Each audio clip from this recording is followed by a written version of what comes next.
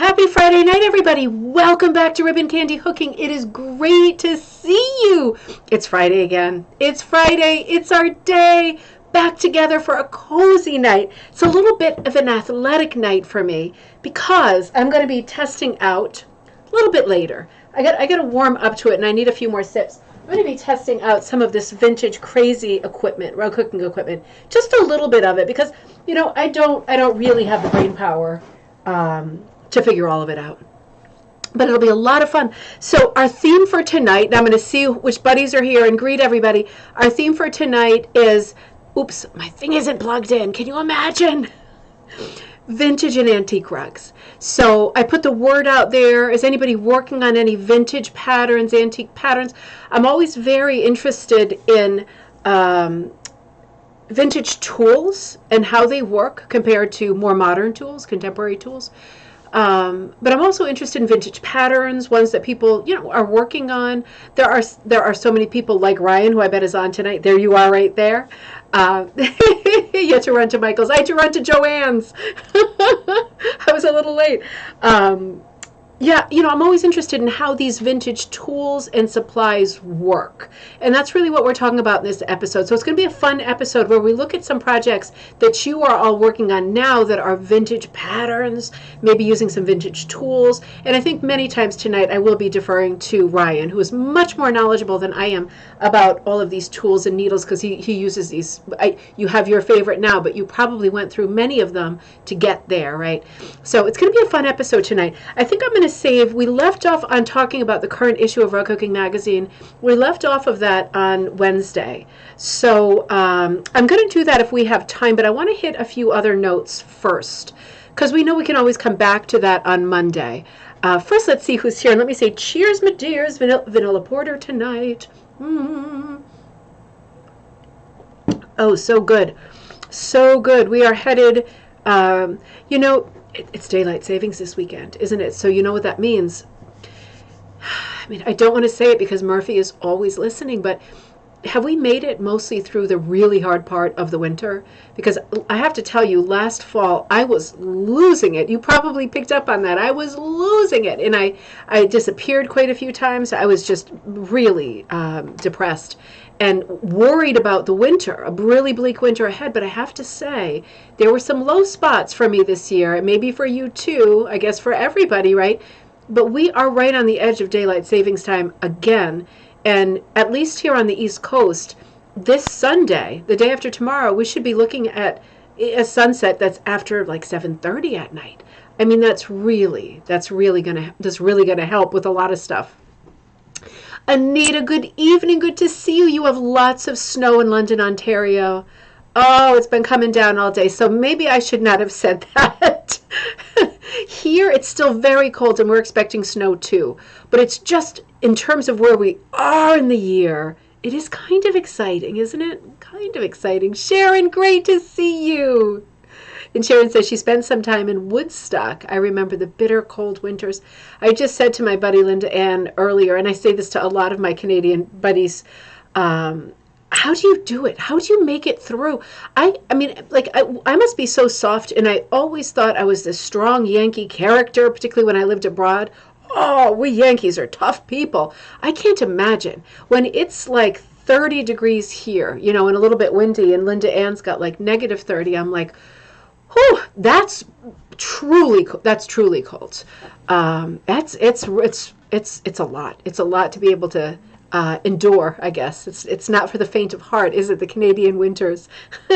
Mom, good to see you. No snow yet. I got your message. My mom sent a message, say be careful driving because it's snowy tonight. I think you always get a little more snow, Mom, because she's an hour north of me. But I think we'll probably get some too. We'll see how it goes. I'll be very careful, I promise. Winter is still in the building. It is. Kirsten, great to see you. Happy Friday. Oh my gosh, I forgot to say, Patreon members, you are so loved, and I am so grateful. And this weekend I'm going to put out a Patreon post. It's been a little bit of ragged running, more than a little bit. But this is the weekend, and I have a great pattern to put out for you. So that will be a lot of fun. A huge thank you to Patreon members. The link should be in the body of this video for those of you who support the brand. I am coming up for air. I think I've told you this, proofing the first book, right? That should be out in June, and working. I'm well into the second book, thanks to so many of you who are hooking things for me for the book. Another one of our great group projects. So those two things are slamming me at the same time, besides regular life. Like Teddy's been homesick for the last 3 days. So yeah, it's been a lot, but I am coming to the surface. And when I do, I've got a lot more stuff to put out, more patterns, more hook-alongs. Our first hook-along is this weekend when I'm hooking little foxes. And I'll be doing a hook-along every month. I'm about to advertise the next Design Light class, which is designing like the Deco-era Vogue covers. Do you remember the Vogue covers from the 20s and 30s? They were super graphic because a lot of people have asked for Erte, the fashion designer Erte. And although I don't think he did the Vogue covers, he did a lot within Vogue because he was a fashion designer and a theater designer. So we're going to be looking at that whole era of illustration. It's super stylized, very suited to rug hooking, and we're going to be doing some of our own designs. So be looking for that tomorrow, designing like new chapter, the Vogue covers, right? So that'll be very fun. I'll probably write the vintage Vogue cover so you know it's not like photographs of people's faces. Melanie, great to see you in Washington State, having a glass of Prosecco. Cheers, my dears. I'm going to have a little sip too. Sharon, good to see you. Bonnie, good to see you. Palm Coast, Florida. And cheers, my dears. Robin, good to see you. Robin, I was such a jerk. So, Robin, I mean, this is ridiculous. I got the most lovely birthday gift from Robin. My birthday was February 28th. I got the most lovely gift. And when I opened it, it was one of my not great days. So when I opened it, it was like, I was so happy. The ugly cry happy face. But I couldn't believe it was so nice. And then I failed to say thank you, right? Just classic Deanna. This beautiful thing that Robin sent, right? I hope it's okay that I show this, Robin. I won't show the excellent stickers that you sent me that are going to go on the cover of my diary. But I love this. Robin, you hooked right into like sweater material, right? This feels like boiled wool right here. But beautiful birthday cake. Look at all this fat, like nubby, roving type. Like it's spun, right? It's spun, but it's not refined. This beautiful soft yarn. Look at all this. Look at all this celebration, and you know what's inside. I took out the naughty things. They're not super naughty, but you know we're good. We're good on this channel. A drink mix, and I've got I got to show you the little things last. I got a lot of goodies, and these are things that I brought to my studio because I'm selfish. And if I leave them at home, they'll disappear because the kids will inhale them. Robin, thank you so much. I love getting treasures and things like this. So I have my drink mix, and on my next really sketchy day, I think I'm going to do some of this with some of that chocolate and all those nice treats. And then I really love this card. You gave me a beautiful card, but you also gave me a beautiful postcard. I love this stuff. Isn't this beautiful? And you put such a beautiful quote on it that said, a quote from Vincent van Gogh, "Art washes away from the soul the dust of everyday life." And then there's this beautiful stamp on it. Emily Carr stamp. Robin, you must have put that on there, right? That's not a coincidence, right? This beautiful Emily Carr bird. And then there's another one. And you know, the funny thing is I have like a very small collection of stamps. I just love that image. Isn't that lovely? Canadian friends, do you recognize this stamp set? Is this currently out, or is this one that was out a little bit earlier? I mean, they must sort of reprise. Robin, thank you so much. They must reprise Emily Carr often since she's like a national treasure, right? She's like an iconic Canadian artist. Oh, this stuff looks so good. Thank you so much. I'm so sorry. You know, I'm such a scatterbrain, and I hate to be ungrateful and not say thank you for a lovely gift like that. That was really, really a nice surprise. I loved it. I loved it. I needed it, and I loved it. Thank you. Oh, dear. So Bonnie, Palm Coast, Robin, cheers, my dears. Candace, good evening. Cheers, my dears. Priscilla, great to see you in Akron, Ohio. Cheers, my dears. Linda B, cheers, my dears. Rainy going to snow in New Jersey. That's it. That's what's coming our way, too. Becky in Indiana, happy Friday. Great to see you. Linda H in Massachusetts, great to see you. There are some beautiful rugs tonight. I will tell you. April, great to see you. I need to send you that video. I saw we made friends on Facebook. I need to send you the video. Brenda, great to see you in Florida. Now, I was told how to say this. Now, I said it wrong the first time, so let's see. I must have said Dunedin. Is it Dunedin? Is that how you say it? Dunedin? I already forgot. Isn't that awful? Ryan, great to see you. It's a comfort to know that you're there with the topic of conversation tonight. Karen, great to see you. Thanks for sending those great grandma's rugs. I think we're looking at those first, having a nice glass of wine. Judy, great to see you. Hello. Ryan says, "Hey, I have a Ronco," and I put something of yours in the show. Of course, I always do because you're always working on vintage patterns. Dave, great to see you. Chicken drumsticks and bourbon sour. Oh, that sounds. Honestly, I'm not being sarcastic. Like the height of sophistication. That sounds fantastic. Oh, I always love what you're eating. Kara, great to see you. First time in from Illinois. Welcome, Kara. So happy to see you tonight. So happy you're there. Lisa, great to see you. Oh, and Ryan Reed says, happy Friday, everyone. Collage project and hard seltzer tonight. TGIF. Amen to that, right? Good to see you.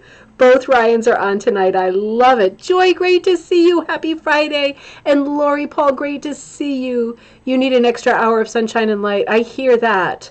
It's a common. It's a common. I'm so glad, too. And Dave says, spring bulbs are up near the bricks. Pigeons are building their nests close by. Spring is close by. I can't wait. I can't wait. I'm so excited. I'm not normally in a great hurry for winter to end, but this year, for whatever reason, just not feeling it, right? It was a bit of a chaotic Christmas, and then that's for me my favorite part, like that it kind of holds down the entire season.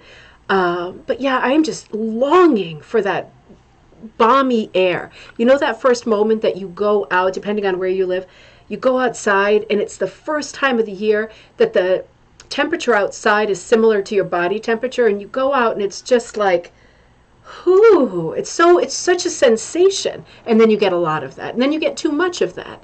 But the first time you go out, and it's almost like walking into a sauna, and it's that moment of, do I need my coat? And what a great moment that is, right? Celebrate the moments of our lives. Sonia, great to see you. Your daughter has Airtape prints framed. Yep, they're so beautiful. And I have to say, the whole time I was growing up, because I first went to college for fashion design, this was like my obsessive everything. I had a little room, remember, Mom, in the basement of one of the places we lived, and I had all my fashion cutouts on the walls, including like early like Airtape prints and things like that, and costumes I liked from, I just cut the shapes of things out from Vogue magazine and Cosmo and all those, and made big collages on the walls for inspiration, and then realized I really am not into fashion. I'm obviously not into fashion. I'm wearing an old t-shirt today with a hole in it, put a piece of jewelry. I mean, I'm just not into fashion. But I love looking at those. I love looking at those prints. There's such beautiful works of art. Vera, great to see you. Great to see you. Oh, lots of buddies on tonight. There's Linda Ann. All right, Elizabeth, great to see you in Biloxi. Miss Snowbird. Missouri, Snowbird CA. Oh, good to see you. Gayla's there. Good to see you, Andrea. Sandra, good to see you in snowy Niagara on the lake. You know that's one of my favorite places. Is the Buttery still there? Have I asked that? Surely the Bernard Shaw Theater is still there, right? That couldn't have gone, but I haven't been for a while. Dunedin. Is that what I said? Is that what I said this time? So I think I was closer anyway. No, I said Dunedin, didn't I? Oh, well, let's get started. Great show for tonight. A lot of content. So let's get started. But the first thing I want to start with, we're going to be talking about vintage supplies, right? Vintage rugs, antique rugs and supplies. But I got a great email from my buddy Ruth. And this is something that we've talked about many times on this show. She has just put up a truly inspirational and spectacular library display in her local library. So she sent me some beautiful photos of that. Let's take a look, because it is a great inspiration. And I know every time I talk about this outreach thing, because we're all in different places, as you can see, if we all, if you have that fire to go put together something like Ruth has done, and this would be great sort of prototype if you are, people always write after these shows and say, I have the fire, I think I'm going to do it, I want to teach at a local library, I want to put up a display, show people what we do, share our hobby. So let's look at some inspiration from Ruth, because man, she killed it. She really killed it. Oops, wait a minute, spoiler alert. Leave it to me. Close your eyes. Close your eyes. Take a sip. All right. So let me start up here because I have a bunch of them. I loaded all of them because I guess I'm a completionist. But this is just so beautiful. So let me give you the information on this. Ruth Decker, this display is at the Irvington Library Display, Indianapolis, Indiana. And it will be up for the entire month of March 2023. So if you are anywhere near Irvington Library in Indianapolis, Indiana, then you really must go, right? Look at this display. This is so lovely. So let's look at this together, looking at the approach. Ooh, very good. Very good. You know, it looks like there are some display doors that close, which gives you a good sort of sense of safety because you put things in there that you care about. You don't really expect somebody to come in. I mean, you don't truly expect somebody to come and loot a library display, but you never know, do you? And it is nice to have things locked up, and many libraries insist on locking up their displays because they don't want the hassle and the liability of things going missing. So these are some of the smaller vignettes within. Now here she's showing some of the books that we have certainly looked at. That beautiful ball of like rags, right? Like little clipped up rags that you just string into, cut thin with scissors and string into a ball. You often see these rag balls in antique stores, vintage stores, flea markets. They're old. Some of them are Victorian period going up through the 1940s, you know, right through the era of time, depending on geographically where you're from, when people would take the time to make a ball of scraps, right, for something. So I like that. I like this vignette. I like the hit or miss over on the right, hanging up the brown one with the kind of hit or miss stripies. And then the burlap sack in the back, really showing us the beginning. Choice, hand-picked. I bet that's potatoes or something. No, it looks like it ends in an NS. What would that be? What would that be? Is that bunny on that sack? That is so cute. And then there's a pattern over on the left. So lots of texture, lots of interest, lots of the beautiful books that we look at. Look at the beautiful finished rug down there. There are some of the needles, right? The punch needle shuttle punches. We're going to be looking at those together too today. One of my favorite books by Cynthia Norwood, right? Both of her books are two of my top 10 books for sure. Lots of nice books. I see the oh God, is that Mildred Pelado? I think the large one, the Maine rugs, right? That big volume is like all rugs from Maine, and then that great copy of Needlepoint magazine on the left. I have that, and it's a early 70s copy, but man, it is great. Magby, great to see you. Good evening in Lancaster, Pennsylvania. So happy to see you. And there's a few other, Ruth put a few other needle punches in here. I also see Pearl McGowan's book, Dreams That Lie. What is it called? The Dreams Within? Oh, gosh. Come on. It's always on the tip of my tongue. The Dreams That Lie Within, something like that. Maybe Onions. Oh, you're right. Maybe Onions. That would make sense. Beautiful display, isn't it? Lovely colored burlap pattern. Beautifully presented books and equipment spanning many decades, right? Spanning really the beginning to the present. Some lovely small hooked pieces and larger hooked pieces as examples. She's got laid out, I see the Danella in the middle with the white handle. That's the one that's sometimes called the egg beater, right? Could be beans, Melanie, could also be beans. The display, the sack, but I saw the blue nose on the far left. But isn't it just lovely? I mean, it really is. Can you imagine if you went into this library, the Irvington Library, and you saw this display? It would be like, whoa, stop short, Roadrunner. And here, beautiful photograph, and maybe that's Ruth in Van Gogh's studio room, right? That's a studio room, and I think she's sitting in the chair of our challenge, and then she's hooking it over on the left, and she's got it in her hoop, which is a great way to present, right? Because everybody recognizes that hoop as something that they can find too. Vera, isn't it wonderful? So much to share. That's the perfect word, share, right? Because you're sharing your information, you're sharing your supplies, you're sharing your treasures, and you're giving other people the opportunity to look into the case and say, ooh, I could see myself doing that. I'm pretty, like, look at this display. Like, she's showing the hoop with this beautiful primitive sheep, and she's showing the loops pulled up, and she's showing the tool. That's like a little heritage hook, right?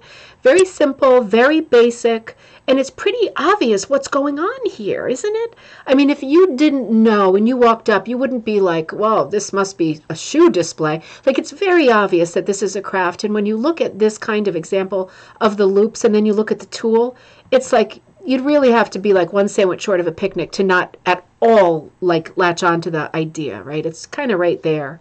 Maybe that's just an assumption, but I think this is a very thorough display, and I think it makes the craft really intuitive and very accessible. So lots of lovely pieces in here. I think it really is an inspiration. Oh, and this is one of the Alice Butler pieces, right? I think this is Scattered Leaves. I think this is, or Leafy Explosion. That's Leafy Explosion.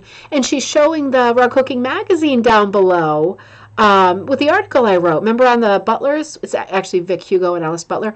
But that was the article that came out last year in Rug Cooking magazine. And then on the right, she's got the book on Alice Butler, and she's got it open to Leafy Explosion. So what a great vignette. What a great vignette. Oh, and remember this, Beverly did this, I think. I loved this photograph. This is from a post in our Facebook group, Rug Cooking and Punch Needle Club. Remember on the right, this was maybe 2 summers ago. I was on Cape Cod at the big antique center in Sandwich, Massachusetts, right on the Cape. And I saw this beautiful rug that's in the color photo there. And I thought, oh, isn't that nice? But I think it was $650, $750, something like that. It seems like a lot. You know, it's obviously it's worth every penny, but I just didn't have that at that moment. Isn't that nice, Ida? You like that, right? You're imagining it with your hands.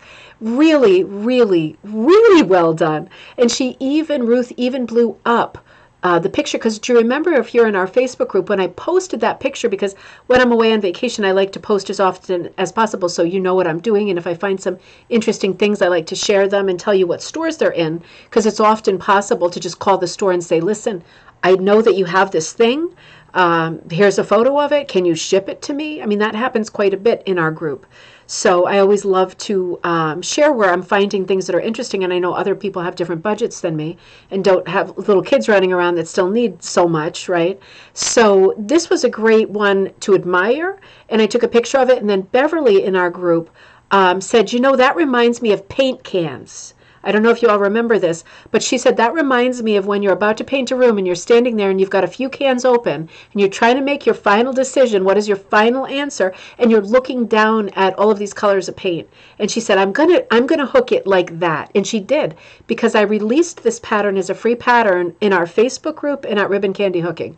So whether you are in our group Rug Hooking and Punch Needle Club on Facebook, or you visit my shop, which is ribboncandyhooking.com, right? It's a rug hooking shop online, obviously, hence that .com, right? I mean, I'm saying that to myself half because I'm so bad at computer everything. But this is a free pattern, so it can be found in 2 places, and I do like to put free patterns out with an antique rug like this, right?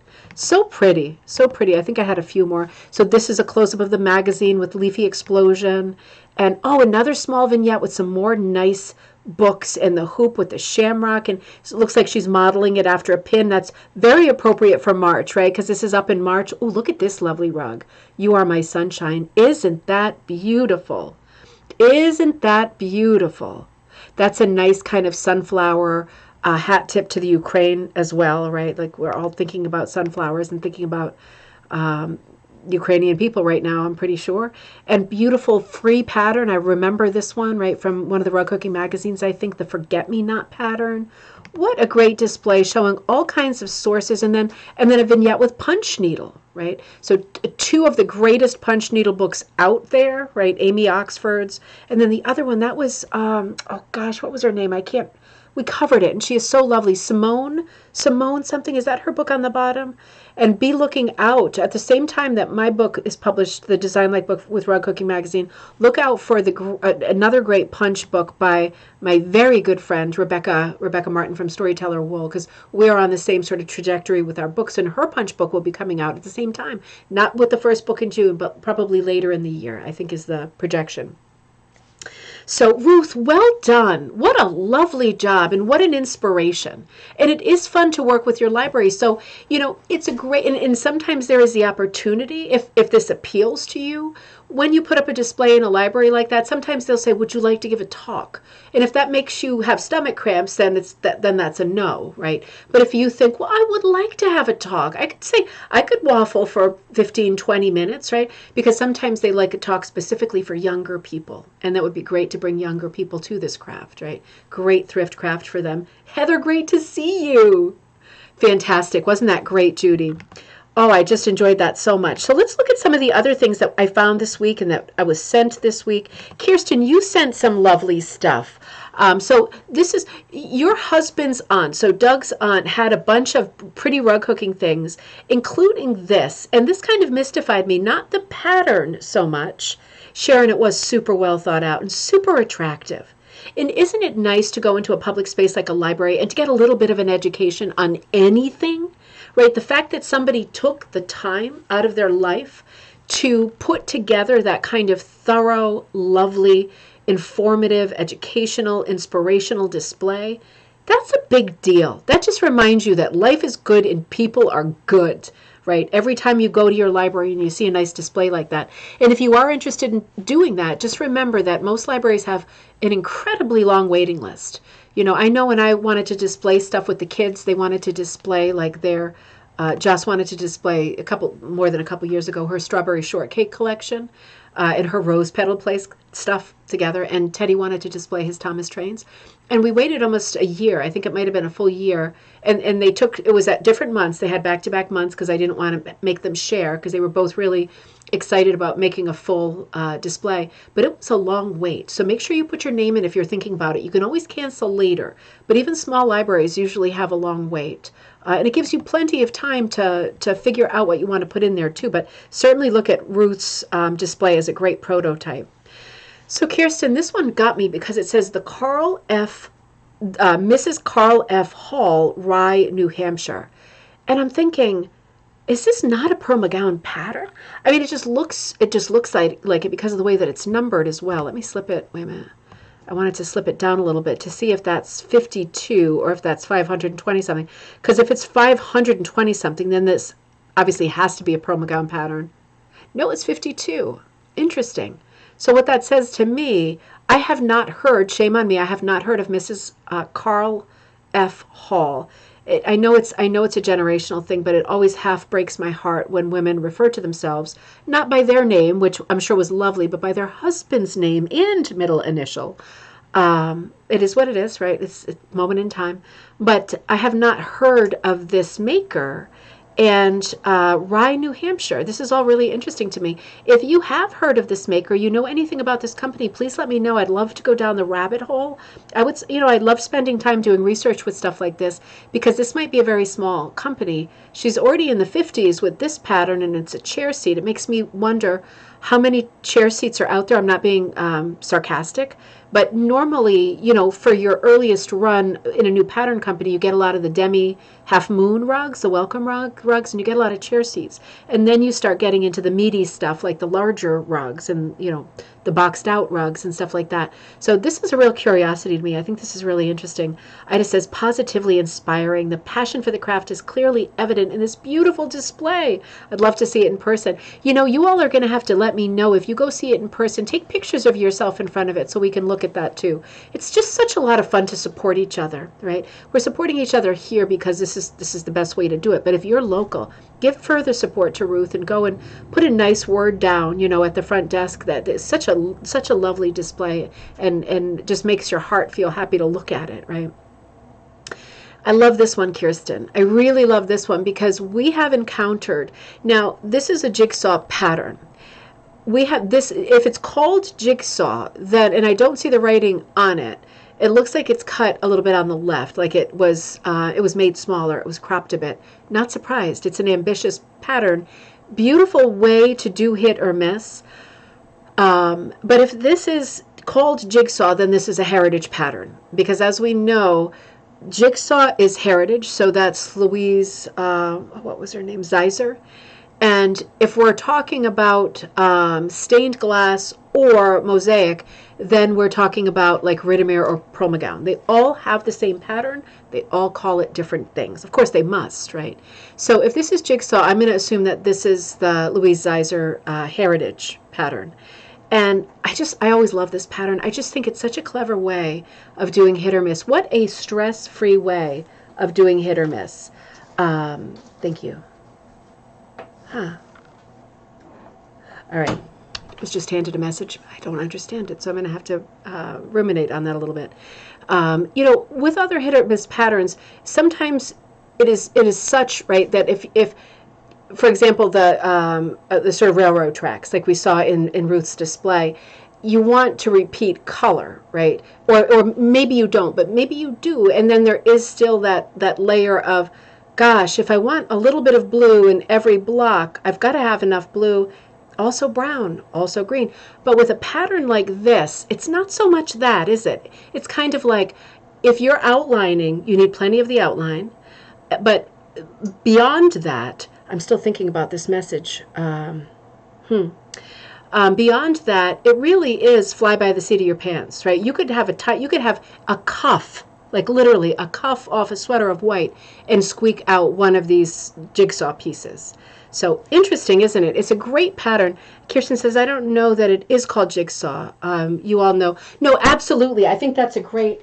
I'm just going to turn the heat down before I expire here. Holy mackerel, menopause. Oh, right off.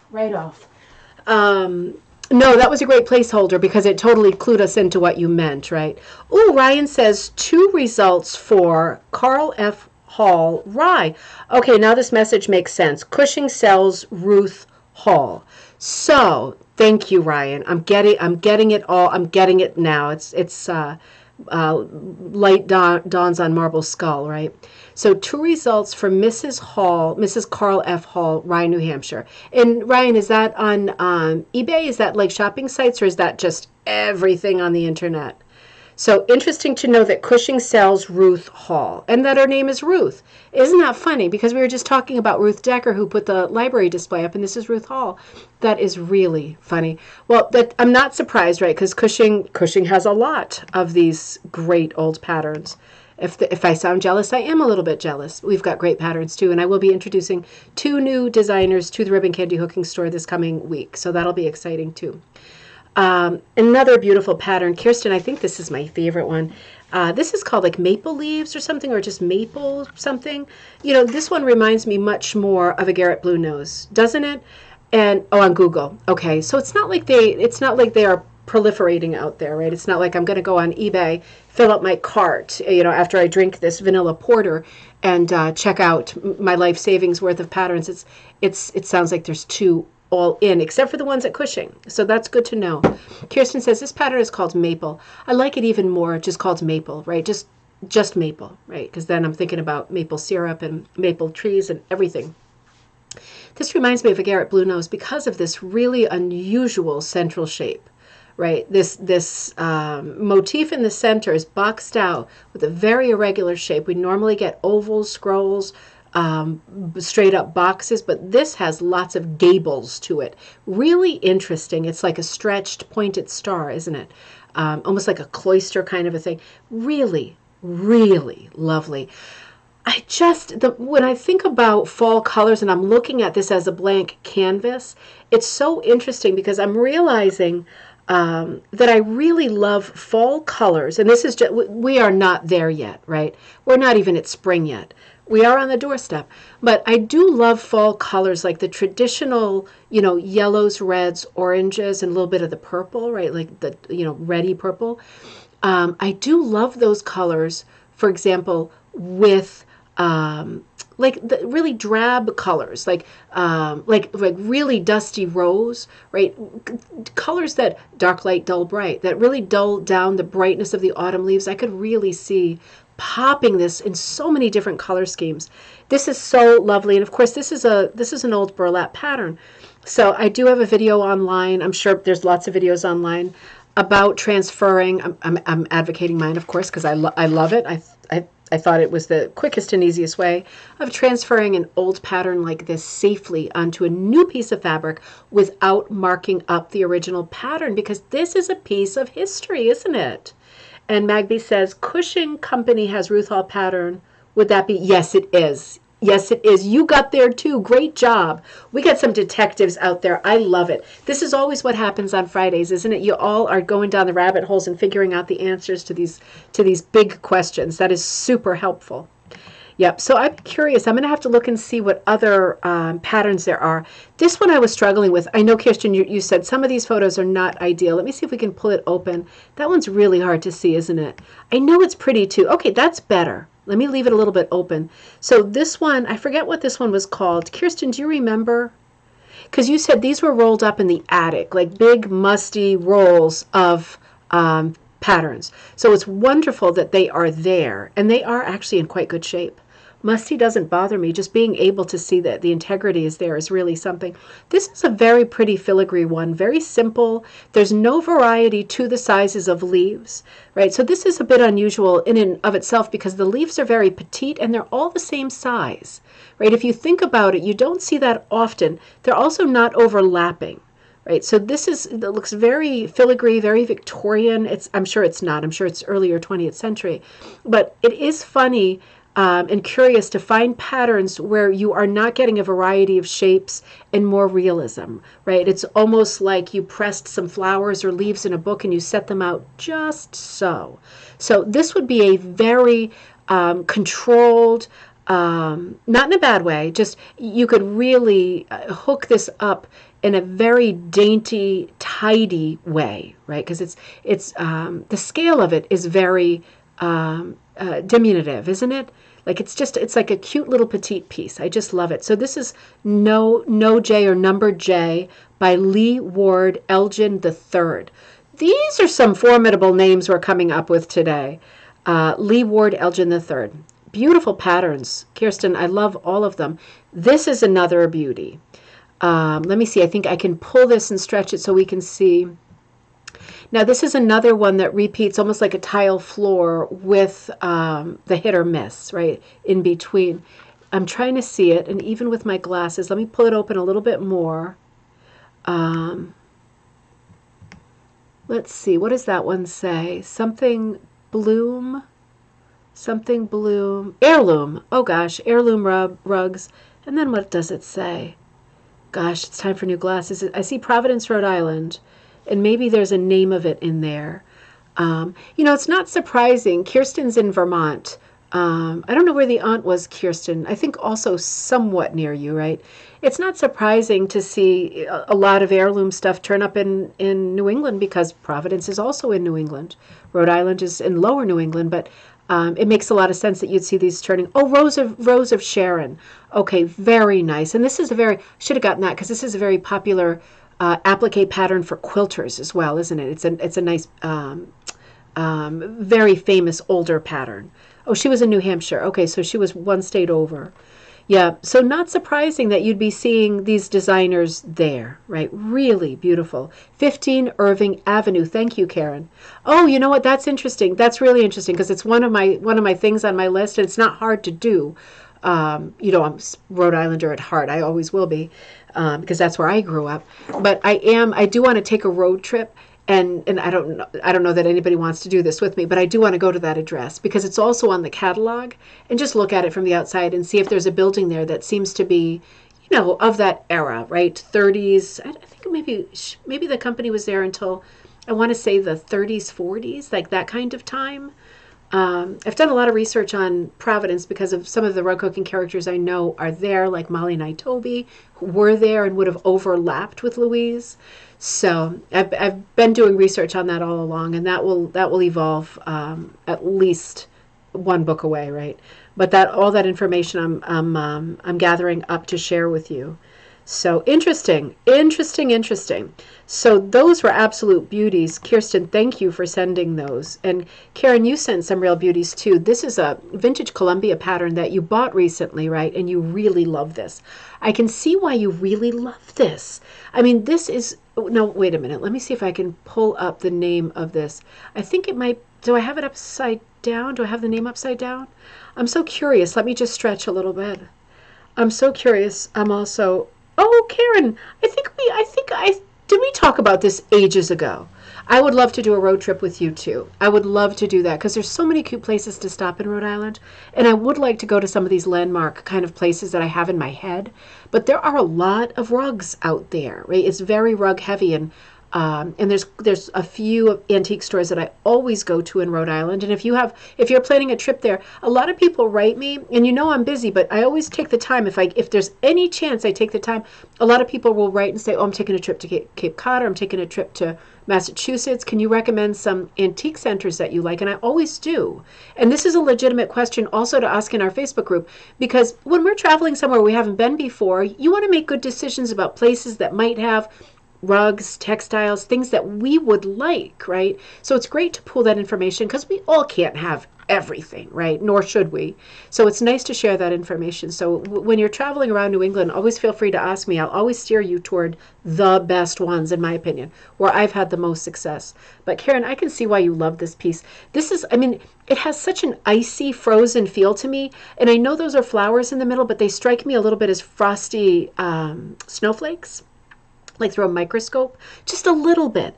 But then the really stylized like oriental poppies in the border, in those kind of stretched lamb's tongues that have a very Eastern sort of Indian prayer rug feel to it, right? I'm covering all bases here because it is a bit of a mishmash of cultures in terms of what it's pulling from, but it's absolutely so beautiful. And again, a very irregular shape in the center. It is backwards. Brusa. Thank you, Ryan. Brusa, rug number Brusa 3387. Really lovely. Karen, we'll do that together. That would be such a lot of fun. I've got to plan some more road trips too. I'm telling you, as soon as I literally close the cover on these two books, I'm going to be like a flibberty gibbet, like big time. I hope that's not a bad word because I only half know that word. But I absolutely love this, Karen. I absolutely love that. You got to let us know if you're going to be working on that. I know you have a lot of projects. And your grandmother did some beautiful rugs too. Was this her first rug, Karen? I mean, this has got to be a Promogown rug, right? Because this is like this under this umbrella of Orientalism that Promogown loved, but she traveled in the Far East and she loved sort of saturating herself with these new motifs and colors and patterns and designs. Really fun.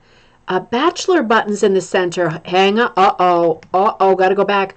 Are those bachelor buttons? How cute is that? That is the cutest. Holy mackerel. And Jay's saying we could make a list in the Facebook group of shops. That's a great idea too. That's a great idea too. I know for some people it's like, I don't want to tell my shop. And if you don't want to, obviously you shouldn't.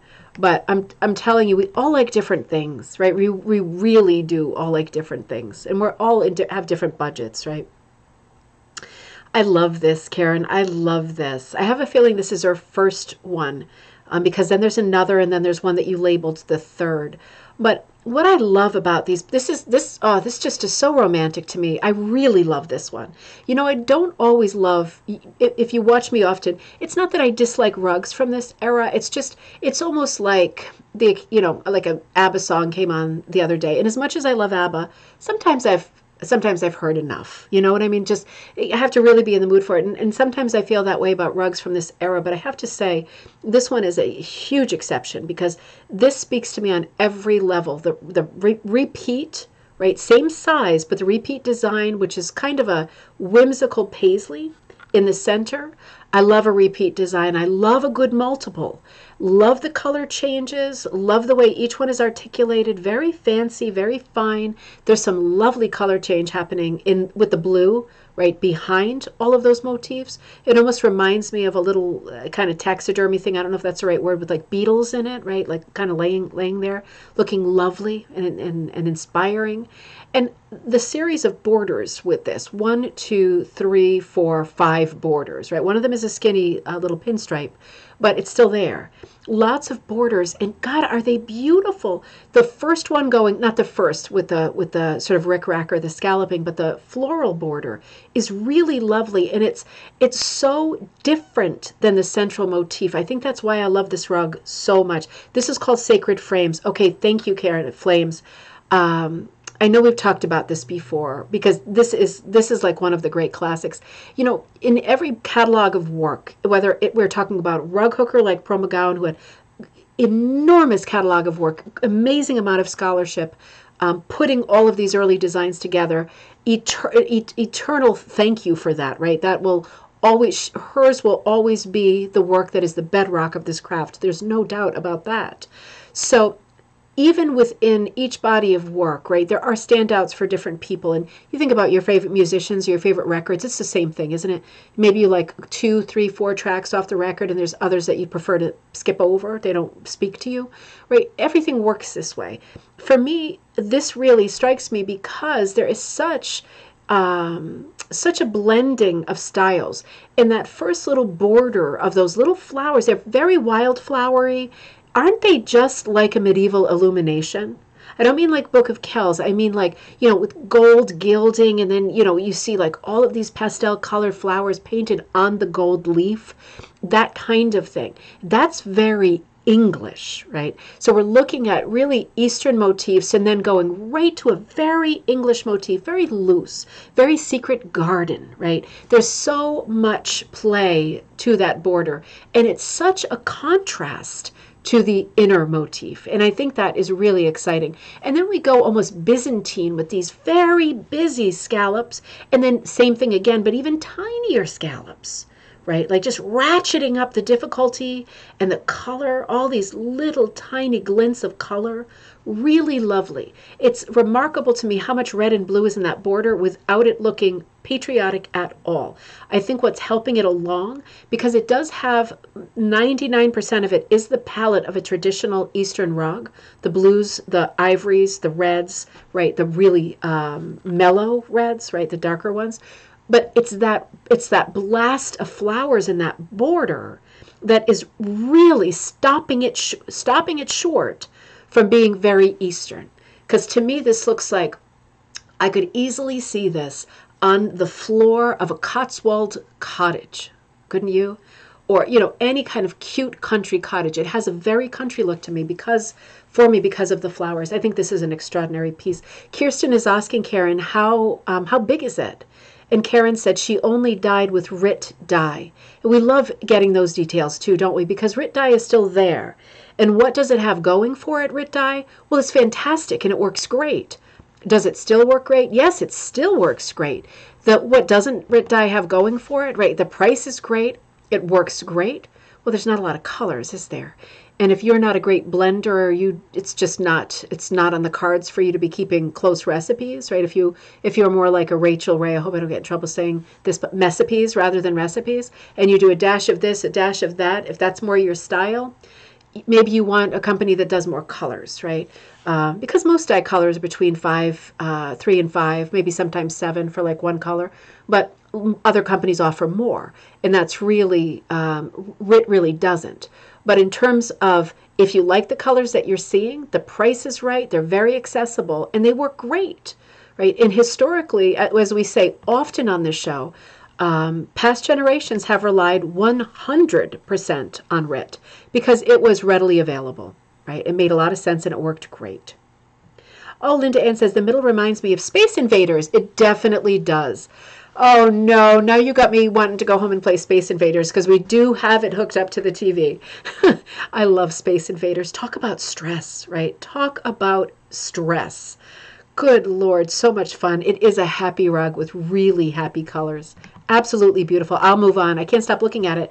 Karen, I think this is your grandmother's second rug, and I'm guessing this is another Pearl McGowan pattern. Really lovely, beautiful floral spray. A lot more shading happening here, so real evolution in style. And does it mean that Karen's grandmother got better from one rug to the next? Absolutely not. It means simply that she wanted to work in a different style, as I often do. Maybe you often do too. Our goal is not always to create complete realism, right? Sometimes our goal is just to do something different in these colors and to hook in a different style, to challenge ourselves, or just to have a change. A change is as good as a rest. Agatha Christie.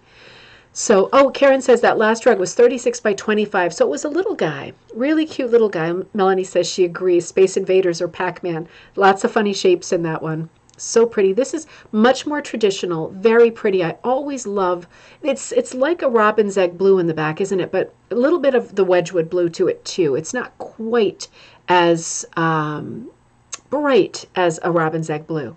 The flowers in the center are, right? There's some flowers that are more of the robin's egg. But yeah, it's right, for me, it's a cross between the Wedgwood and the robin's egg, and I love that shade of blue. Really lovely mid-century color. Of course, in the mid-century, the main colors were the robin's egg blue, the bright yellows, the poppy reds, all of these cheerful colors coming out of 2 world wars. Not surprising. People wanted to look at colorful, cheerfulness on the walls and floors. These are amazing rugs, Robin. They are.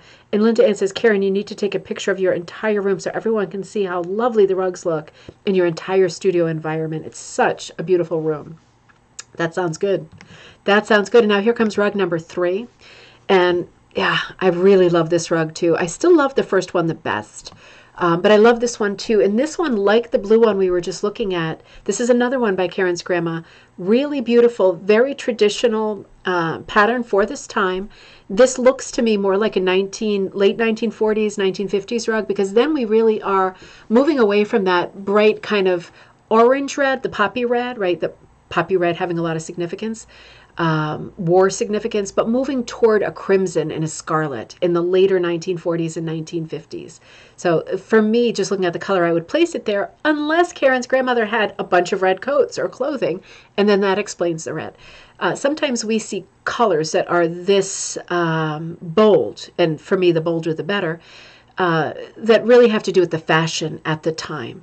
Because a lot of people in the 40s, 50s, right, would have, regardless, or I should say irregardless of the colors on the walls or the upholstery or the curtains, they would have a rug that was a fashionable color. So, hey, if your walls are green or blue or yellow, you might still have a red rug down next to a blue rug because those are fashionable colors. You're going to get the color that's fashionable.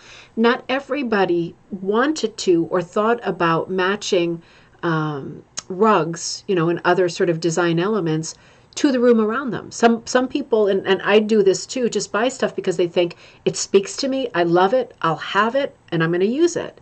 So you don't necessarily, rejig your house and buy another couch set because you liked a rug. You just put it down, right? And for that reason, we get a lot of colors that just run through specific decades and are kind of synonymous with specific decades just because of what fashion was doing. Close-up of this rug shows how exquisite it is. The flower detail in this is just cuckoo for Cocoa Puffs. Just really great. I love the dull down red of the poppies in the center. I do. I really do. And because they shouldn't compete with the red background, or they're going to look like holes, right? They're going to look like holes in the floral composition if they're the same color. They have to be a different color. This is very cleverly done. A lot of thought went into this. And look at the leaves. Look at which leaves are very spring and yellow color, yellow-green, as opposed to the leaves that are further out that are more of the very cool green that goes toward blue, right? More like a sagey or sage leaf green that's right on the line of green to blue. I love seeing these changes because it gives your eye so much of a trip around the rug, but also it gives the impression of having an infinite amount of color, right? Infinite joy in all of these colors. And really, it's not infinite, but the placement and the variety of the greens, of the pinks, of the yellows, of the reds, of the purples is exquisitely done, right? And it gives you the impression that this is like just a bottomless color palette in a good way. I love things that have this much color. I would have loved to have seen her working space with all of her noodles laid out because I'm willing to bet there's not as many colors in here as we think. It is just expertly composed so that our eye travels like a pinball, and you're seeing all these different colors and you're thinking, impossible. This is impossible. This rug is in Technicolor. How can this be? So lovely. April says, Karen, I'm curious if she painted or drew as well. April, that's a great question because she does have an artist's eye, doesn't she? This is a very painterly handling of a piece of burlap with some black lines on it. Right, and I know that most people from this era were trained in the Pearl McGowan School, and they were expertly trained. Right, they were very finely trained to do this very kind of work. That aside, most people did not have this kind of success doing it. That's it, Judy. Very painterly. That's it. We thought of the same word at the same time. Jinx, right? I'm just looking back. Judy Phillips said a little bit above the flowers in the center look like Sweet Williams. I haven't seen those very often in rug motifs. Now, which ones are those, Judy? Are those the clusters, like the pink clusters? Are those the Sweet Williams? I've got to learn about flowers. I'm hoping this is the year. I would so love it. I would so love that.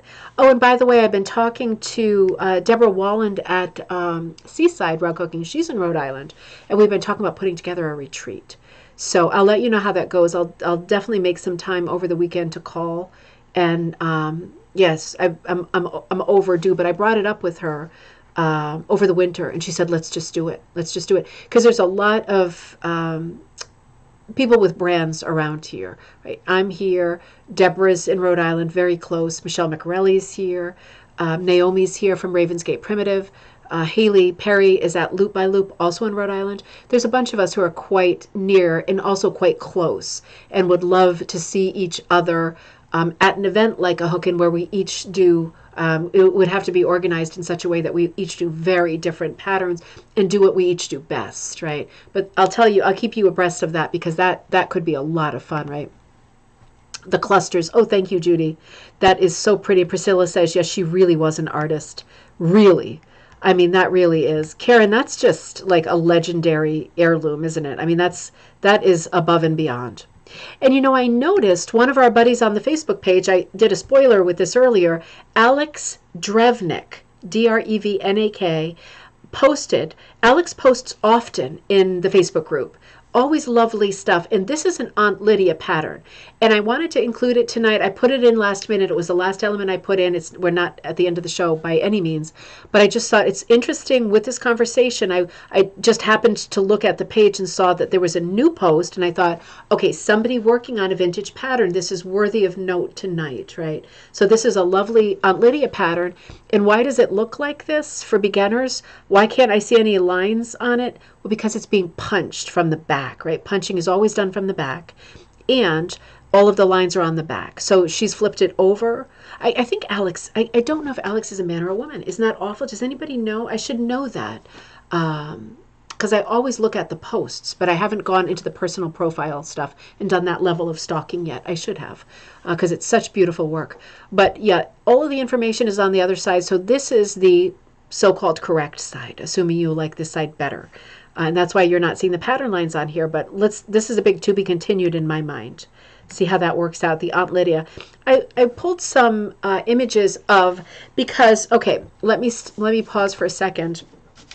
One of our other buddies, Susie, wrote and said, she was talking about the kinds of rugs that she likes, because that was part of tonight's conversation too. Let me just have a quick sip, right? Are you all taking regular sips there? Susie, you know, I put out, well, what kinds of rugs do you like? Like, what kinds of older rugs? And she said, I really love the early primitive rugs. When folks created beauty out of what they had, just got on with it, right? That's it. That's the confidence. That's the confidence you need to do everything in your life. You just get on with it, right? And when you don't have a choice, it's easy to do that. For us, it's a little bit harder because most of us have too many options in front of us. So she said, I liked it when folks just got on with it. Don't worry if the loops weren't perfect. Don't know anything about the color wheel. It's just pure raw beauty. And I loved that sentiment. So I appreciated that email, Susie. That was very sweet and very, very well said too. So I pulled up some rugs that are primitive rugs that I really loved. These are all on eBay. So I thought, let's have a quick run through here tonight. Maybe you do some shopping afterward if any of these speak to you. This is a primitive rug. What makes primitive style up? Well, primitive or folk, right, means naive. They all mean untrained, right? It's just different fancy words for saying the person was not trained. The person observed what was around them, used the supplies that they could get their hands on, and just got on with it. Exactly what Susie was saying. Oh, Melanie says, I've been collecting Aunt Lydia patterns. I am working on an Angler's Delight. I think I have 32 of them now. Melanie, that is so interesting. Did you recognize the one that we just looked at with the cart, with the red cart? That is so interesting. I love knowing who has collections, vintage collections. That is just really interesting because it must stop your heart when you collect something like that. It must just stop your heart every time, not for long, I hope. Every time you see something pop up online or in a shop, at a yard sale, that would be amazing, right? I mean, you just see things pop up and it must just get you right in the throat. Like, I mean, I know that feeling. We all know that feeling, right? It's so exciting when you find treasures like that. And Ryan says, I think I have more. I bet you do. Your collection is insane, right? Your collection is like a museum collection. It's insane. Melanie, I bet 32 sounds crazy to me. That sounds like, how many more could they be? But I bet there's a ton. And Karen says, April, I have no ideas whether she drew or painted. I know very little about her. Ooh, something to dream on, right? Something to think about. Mystery grandma. I really like this piece. This is on eBay right now for $775. Is it worth that? Yeah, I think it's definitely worth that. It's a beautiful piece. It's not in perfect condition. I have some more photos of it. Not a very high photo quality. I can't remember if it's called Primitive Squirrels. And again, eBay. I can't remember if they were shipping on this, but it's a lovely piece. And what makes this such a lovely primitive piece? The simplicity of the design. I love the elegance of these squirrels, right? They're similar, but the one on the right, the black squirrel, is a little bit smaller. And I like that because black squirrels are a little bit smaller, aren't they? They're like little tiny cats, aren't they? My mom, you have 2 in the backyard right now, right? Those are my favorites, the black squirrels, but a little bit smaller, right? So a little bit of a size variation there, which is very nice. Look at the tree that comes up in the center. Doesn't that say to you, I had a camel-colored coat. It didn't go very far, and that's what I had. And then I had something white, maybe like a blanket or something like that, and or a sheet, right? Probably not a blanket, too thick. But you can see that you can imagine there was something of a struggle with colors here, and that's just what I want to see when I'm looking at a rug of this age. I want to, not to sound evil, but I want to see the struggle because that is just what Susie was talking about. You want to picture the maker making do, actively making do, solving problems with color and quantity and scarcity of materials, and making creative decisions and creative problem solving based on what they did have.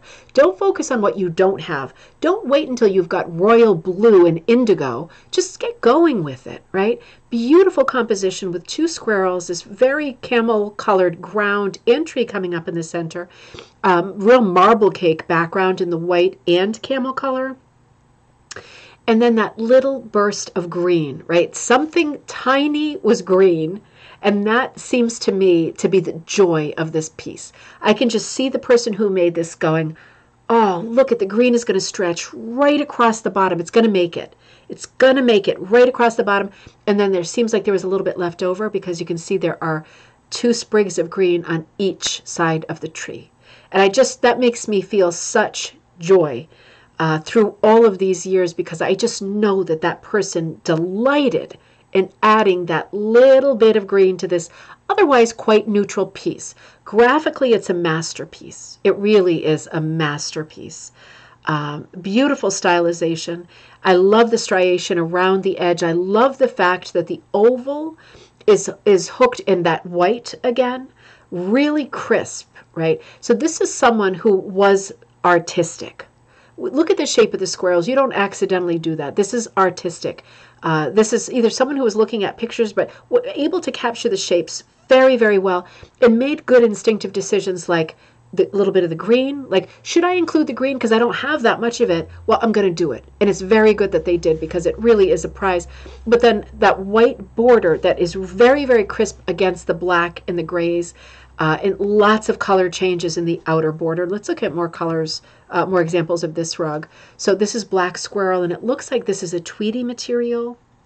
And you see the green isn't super bright green, at least not in this picture. It might be that we were looking at the back, right? That could have happened.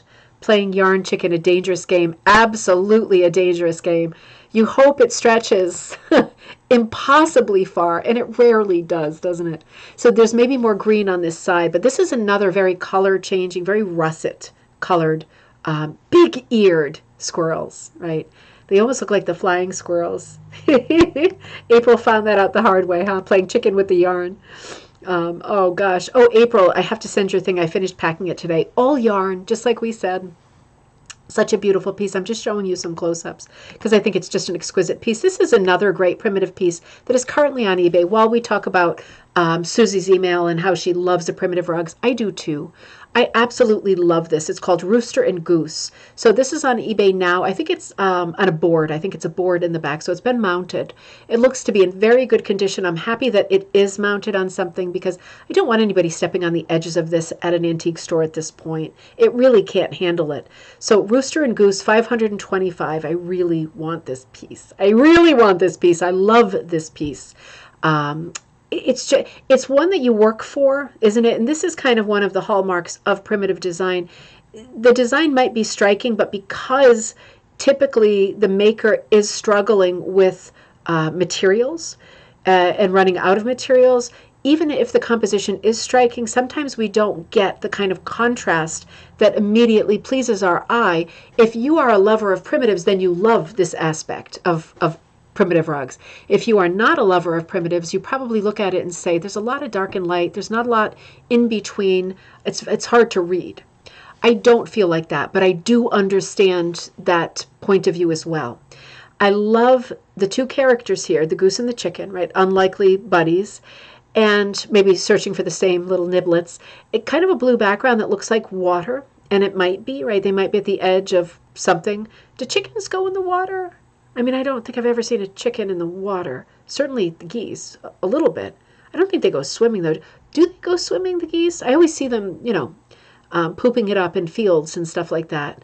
I can't really picture it. We have both of these animals, both of these birds around here. It seems like there's a little island in the distance with that little evergreen tree. Very pretty. It almost looks like a funny face or something. I really like the border on this piece because it is truly a crazy hit or miss. It was a hit or miss for somebody who had no idea they were doing hit or miss. They were just plugging colors in and wanted a lot of color. They used some of the yellow from the chicken's legs and beak and also some of the reds. They're repeating the colors for the most part that they've already used. It's very effective to see these kinds of borders. It really adds to the rag rug feel of a piece like this. I really love this piece. This piece is definitely worth $525, and the last piece was worth $750 or whatever it is. They're absolutely worth it. It's hard on eBay because you can't look at the piece, and there is always the possibility that you buy it and it comes in the mail and it doesn't make your heart sing, and you don't know why, but sometimes it doesn't. You don't know why in life why sometimes your heart is not singing, right? It's just the way it is sometimes, and you can't talk yourself into things, but once you buy it, you buy it. So interesting, right? It's a chance. That's my point. You take a chance when you buy something that you haven't looked at with your eyeballs, because your eyes will know how you feel about it. But pictures sometimes being the middlemen are not super indicators for how you really feel about the piece. That's the problem with buying online. $375 for this piece. It's called Folk Art Farmhouse, also on eBay. This is a piece I saw. It's been up there for a few weeks. I kind of grazed over it quickly because I thought, another house. And I do like houses. This seems like not a commercial design. This seems like an original design to me. I'm not a huge fan of ovals personally, so I tend to dismiss them maybe too quickly. There are some things happening in this rug that I think are extraordinary, though. The shape is not my favorite, but I do like the exaggerated oval, right? That is a bit different. The only reason I'm not super fond of ovals and circles and things like that is because I like to display particularly rugs of this age, old rugs, up on the wall. And it's for me, it's always problematic with the fitting the oval and round ones in with all of the rectangular and square ones. And it's just like an OCD problem that I have. It is a lovely rug, right? The colors are lovely. The steps going up to it, super interesting. The shape of the trees on both sides, fantastic. Why do I think this is not a commercial pattern? Because it's not spaced out just right, is it? And it's not a stellar composition. It looks like somebody's actual house. And I like that. So whereas it might have made more sense to have, in terms of composition, to have the stairs coming straight at you, it does somehow add interest to have them sneaking off to the side. And the trees aren't balanced perfectly from side to side, whereas in a commercial pattern, you would kind of expect them to be perfectly balanced and symmetrical. This one is not, and that adds to the quaintness and the joy of it for me, right? Because I always prefer an original pattern. I love the colors. I love that blue gable. I love that the two celery doors. That's a bit of a curiosity too, because it's like, what's going on there? And the windows, all three windows, right? The one in the gable and then the two large ones. It's almost like they're Frank Lloyd Wright windows or something, like the horizontal jail bars, but you know it's not. It's just the way that this maker handled that motif. I love the peach color too, April. I love the peach color. The roof, that color on the roof is one of my favorite colors. I love the outlining of navy around the trees. Did you notice that? And they really needed that. I think they were very worried about the color changing material that's being used in the trees and in the background. And they have the yard very folky. Do you notice how it comes up in a box, in a little box, like it's sitting on a little rectangle?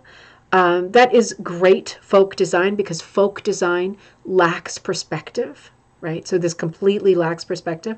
That is a great plus, a great positive. Let's look at another example of the same rug. So the edges had it a little bit. This certainly looks like scissor cut work. Different materials probably. Lots of patterned materials in this piece. And why not, right? What's better than, look at this, what's better than the patterned stuff? It's a lovely old piece. I would say this piece, I would guess this piece to be like 1900 to 1910. Based on the style, based on the colors. Could be a little bit earlier. I don't think it's much later than that. Not just because of the condition. It is hard to tell, and with patterns that are not commercial, there's no way of knowing absolutely for sure. But I'm just looking at the style of the house, and somebody having owned a house of this style, right, a very, very early 20th century house, would be very proud of it, because the house would be brand new at that point. And it would be something that you would want to hook, because it was a great treasure having a brand new house like this, right? A lot of people at this time were having houses built to their own specs, right? Custom houses that you could buy them from Sears or from different catalogs or magazines, right? And somebody would just build them for you just the way you wanted them. How lovely is this? This is a great reminder looking at this. We are looking at a little bit of wool, but I think more than that, we are looking at silks. Might be a little bit later, because I feel like there could be some rayon in here too.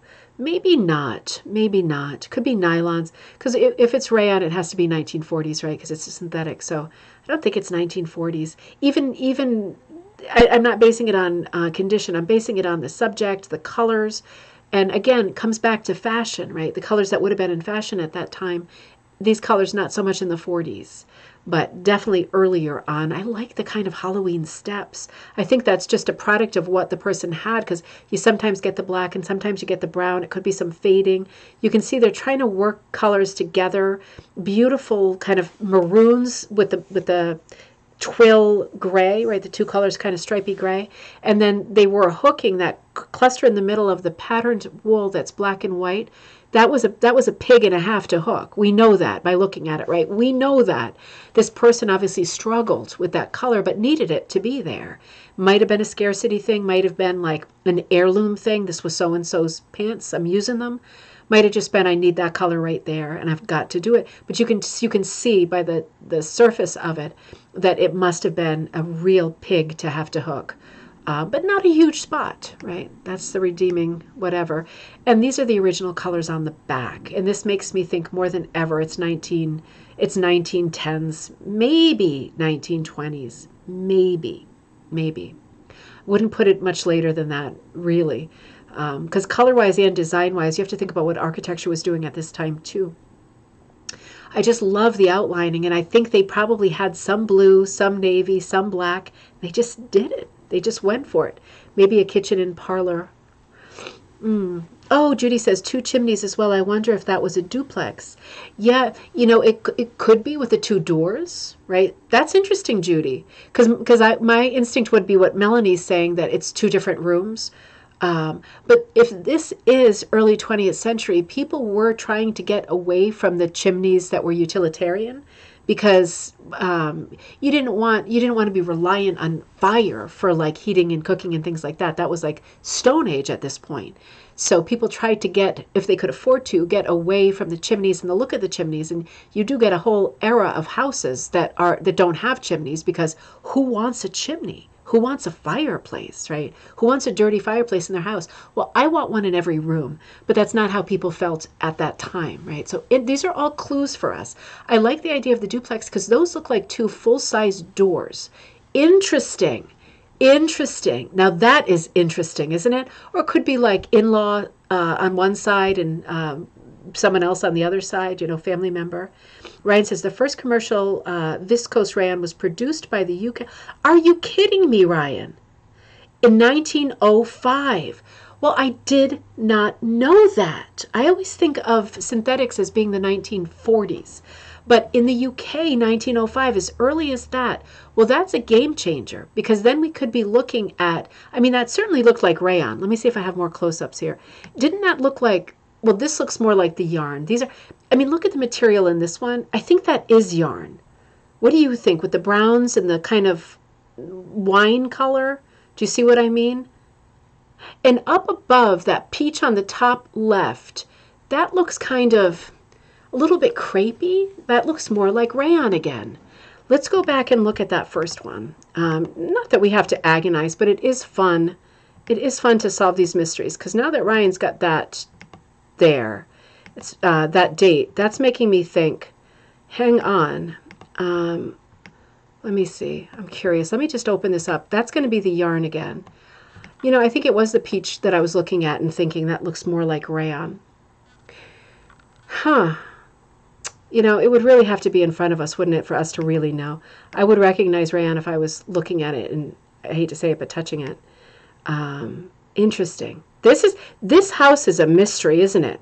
This is like the mystery house, not the one in California, but it's a very small mystery house. But isn't that interesting, talking about, this is what I just love about us and what we do on a Friday night, and on all of the times we get together, we have these great conversations. They're not for everyone, these conversations, are they? But it's so much fun thinking these things through together and getting the different opinions. This is really what I live for. It is what I live for, honestly. I love this. I love this. Thank you, Ryan. That was super, super, super exciting. Melanie says, my grandparents' house had two front doors, one for the parlor and one for the family. Interesting. The plot doth thicken, Melanie. Okay, so this is getting even more exciting. I'm going to have that dream tonight, that I open a door in my house and it goes to a room that I've never seen before. I love that dream. I'm going to have that. I just know I am, because that's where this conversation is going. That is so funny. It's almost like a Roman Colosseum, like, is it going to be a tiger or a lady when you open the door? I love that. That is also great information. Those are two nuggets that I did not have in my head. I'm ever, ever thankful for new nuggets, I'll tell you. That is exciting. Your grandparents had a house with two front doors, one for the parlor and one for the family. That's interesting. And I would imagine that different people would go to different doors, right? That the mailman or the post or delivery men would not go through the living room or the parlor. Is the parlor more intimate in terms of family than the living room? Is the living room more formal? Gosh, I don't think we've ever had a parlor. And I know the word parlor, of course, but when I think about it in terms of tiers, I don't know if the parlor is on top of the living room, because the parlor strikes me, I'm going to stop, is like a visitor's room. But the living room, at least in our house growing up, was the sacred room, where Dad had cocktails and read books, and we did not go in there unless we were invited to go in there, right? That was where grown-ups had civilized times. Parlor is more formal. That is fantastic. That is fantastic. Oh, I just love this conversation. I'm going to move on, but I love this conversation. I'll be thinking about this in bed when I'm writing in my diary tonight. I sometimes write about things that we talk about like this because I get so my head gets stuck in these little cul-de-sacs, right? Oh, Jean, great to see you. And Melanie says, yep, they were in Alabama. So interesting, interesting. Good evening, Jean. You're just getting logged in. Better late than never. Absolutely. We will take you anytime. Now, this pattern, ducks in a row, this is 320. This is also on eBay. Lovely primitive pattern. I love this piece, but I don't think it's an original pattern. I feel like we've seen this many times, but this is hooked in. I think that this is probably another early 20th century pattern. Really lovely. But I do feel like we've seen this before. What do you think? The thing that initially makes me love it. I mean, I really love this piece. I would love to have this piece. I love the big fat tree in the background. And to like the clunky kind of hooking on the tree, the very up and down directional hooking, right? It's not the kind of concentric waves on the pond when you throw the rock, is it? It's kind of up, down, side, side. And there is absolutely nothing wrong with that. That says to me this person probably, I mean, this is going to sound awful, but was not trained. And I'm very happy that this person was not trained, because that tree is just one of the most delicious things that I've ever seen. I like the black outlining on the side, and I just like the way that it's filled in. That is that common sense, gotta get her done, let's do this, just do it, right? Forget about directions, forget about the way that the light is going to hit it and how your lines are going to break down. This is fine. This is great. This is Magdalena, right? This is Magdalena Bryan or Evie. This isn't her rug, but this is certainly her style. I love the color blocking of this rug. I love the three ducks in a row. And this size-wise, they're a little bit off, right? Another one of the great things about folk art, another signature facet to folk art, is that the proportions are not there. They are not there. And in this piece, the colors are not there. And that's my favorite part of this piece. I am crazy about this piece. I love these colors. We have a pink pond with green and sort of ivory. Maybe they were different colors. Maybe they were different greens back in the day.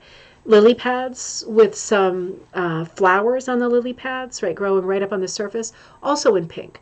So the colors are not literal. That's what I really love about it. I really love this rug. I love the trees in the distance. I love that very blue piney color that is right on the horizon line, right? The horizon line is just a little bit lower than the middle, and it gives us space for the trees to pop up. That would have been land, right? So that probably has seen a lot of fading over the years. And then the trees in the distance, repeats of the big fat trees, they seem to come in twos. Really lovely. The red eyes on the ducks, that, like, I think that it's, when I see red eyes, I think of mice and lab rats and things like that, and that's probably a bad connotation. But that's, I think, a modern connotation. I really do like the use of red with the eyes here, because it matches with the pinks really well, right? And I love wine and maroon next to dusty rose. Let's see if there's more. I think I have more of this one. Close-ups of this. So this looks like it has been stepped on, but it doesn't look dirty at all. I can't tell, even with my glasses on, if this is the back. This looks like the front. Very good orange in the beak, isn't there? Sometimes there was an issue with the eye, right? Because I don't know that they're first. Oh, three ducks. Oh, okay. So a different three ducks, Ryan, sold for $188 in 2020. Ryan, does it look like the same pattern with the three ducks, with the trees the way they are? Probably looks. Ryan, if you can, send me a link and I'll show it on Coffee Time on Monday. I would love to see that.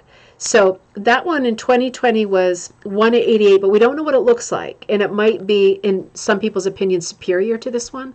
For me, I can't imagine anything would be superior to this color plan, because I love this color plan. But everybody has different tastes, right? That's why we can share all of our information about great shopping haunts. Let's see. Okay. So again, this doesn't look like wool to me. This looks like cottons, even in the border. I'm not seeing material that looks like wool to me. And feel free to chime in, but what a lovely palette. It is the same rug, Ryan. Is it the very same? Is it the exact same rug, or just the same pattern? Because if it's the exact same rug, then somebody bought it, decided they could live without it, and they're flipping it higher, as they should, right? Because they've been taking care of it all these years.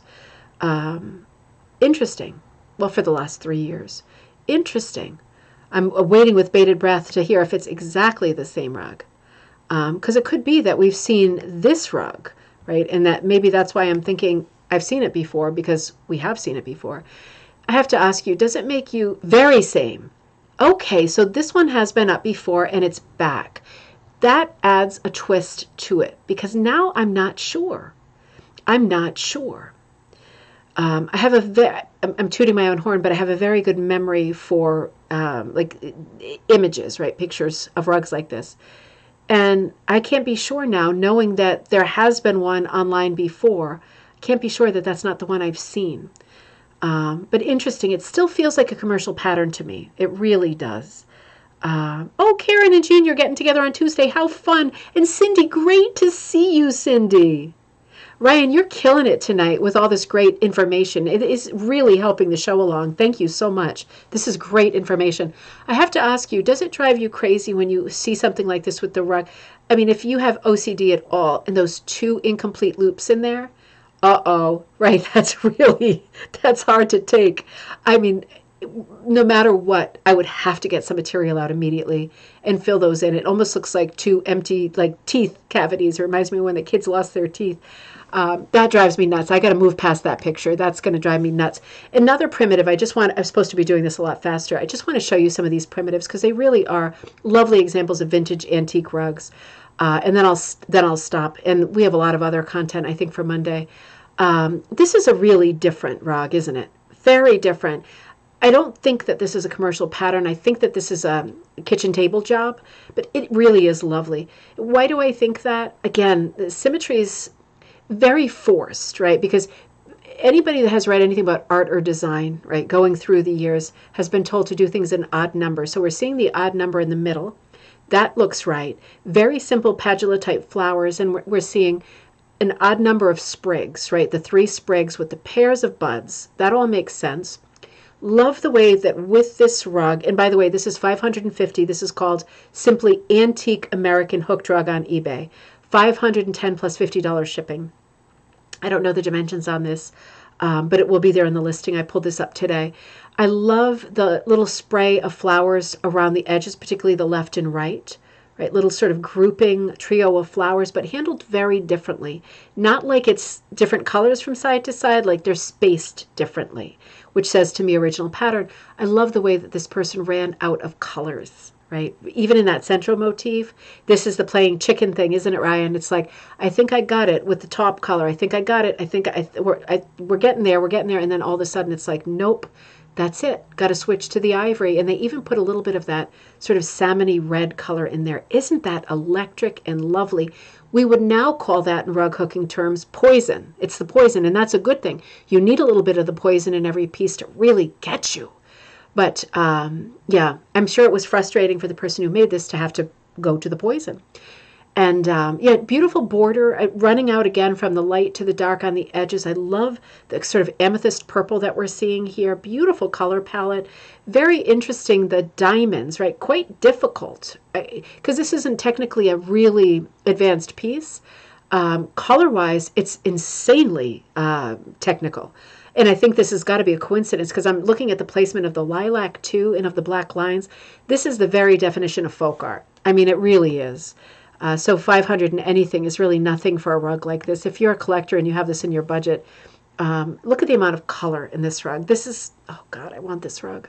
I want, like, there's a few tonight really that are just killing me. They're killing me. They're making my heart like just bleed. But these are just beautiful, really beautiful. I'm talking through it because I want you also to be able to look at something and say, I think it's a commercial pattern or I don't think it's a commercial pattern, and be able to justify it for yourself. You don't have to justify it for me or your friends or anybody, but justify it for yourself so that you start to look at compositions and be a little bit more wily and thoughtful before you make purchases and think, okay, I think I know what I'm looking at here, because of course a commercial pattern is not going to be worth as much as an original pattern, unless we're talking about like an Edward Sands Frost pattern, of course. But in general, interesting. And then textured wool again, like the light the bright green with the white. Really unusual contrasts, and I think it has to be a scarcity thing, but the product of all of these crazy contrasts is that something has been created here that is truly a one of a kind, right? And for that reason, if it's cost 500 and something, if it cost 5,000, I would say that's on the high side, but it is a one of a kind piece. And when you see pieces like this, you have to think to yourself, good luck finding another one, because there isn't one. So if you love it, and you have the funds, then that's where it is. That's where you get it. Otherwise, there's no second choice. Melanie says, I don't think it's commercial. The flowers in the corners don't match. Let's look again, but I think you're right. Not much. That's right. They don't match at all. The person did a great job of putting it together and squeezing things in, and that's how you do it. That's exactly how you do it. What a beautiful piece, right? And you could recreate that. That's an antique rug. You don't need anyone's permission to recreate that in the same colors. This is another crazy one. This is actually called on eBay. This is $320. It's titled Crazy Quilt Pattern. And it's not a crazy quilt pattern. I think that's just a sort of lack of the right vocab. Not everybody, has it right there on the tip of their tongue. This is a really odd piece for me because it's got a bit of a hit or miss center, very primitive still, but it works as an abstract because I think, again, lots of trouble with running out of stuff, and that makes life interesting. But all of those blues in the center, doesn't it look something like a geode? Robin, right? Was it your dad? Robin, something about geodes in your family, right? It reminds me of a geode, and I love on the top and bottom of that dusty sort of blue, colonial blue middle, those stripes or waves of pastel color. Isn't that super lovely? And the amount, it's got some very sharp sweeps to it. I'm thinking this is a commercial pattern. And the reason I'm thinking it's a commercial pattern is because, number one, it's an oval. Not many people go for an oval, right? Unless it's drawn out for you because it's tricky to get it right. It's an oval that's not definitive, but I'm looking at the flowers, the red flowers, right? I'm seeing 1, 2, 3, 4, and then I'm seeing 4 red flowers, but I'm seeing 3 more blue flowers. Do you see them? Two on the right and 1 on the, no, 2 on the left, 2 on the right, 2 on the left. This is a commercial pattern. I think what's happening here is somebody bought, you made the geode coasters, I remember that. But Robin, who'd you make them for? I know they were a gift, right? This is interesting because I think that the flowers were drawn. The flowers are really lyrical, dancing along the border.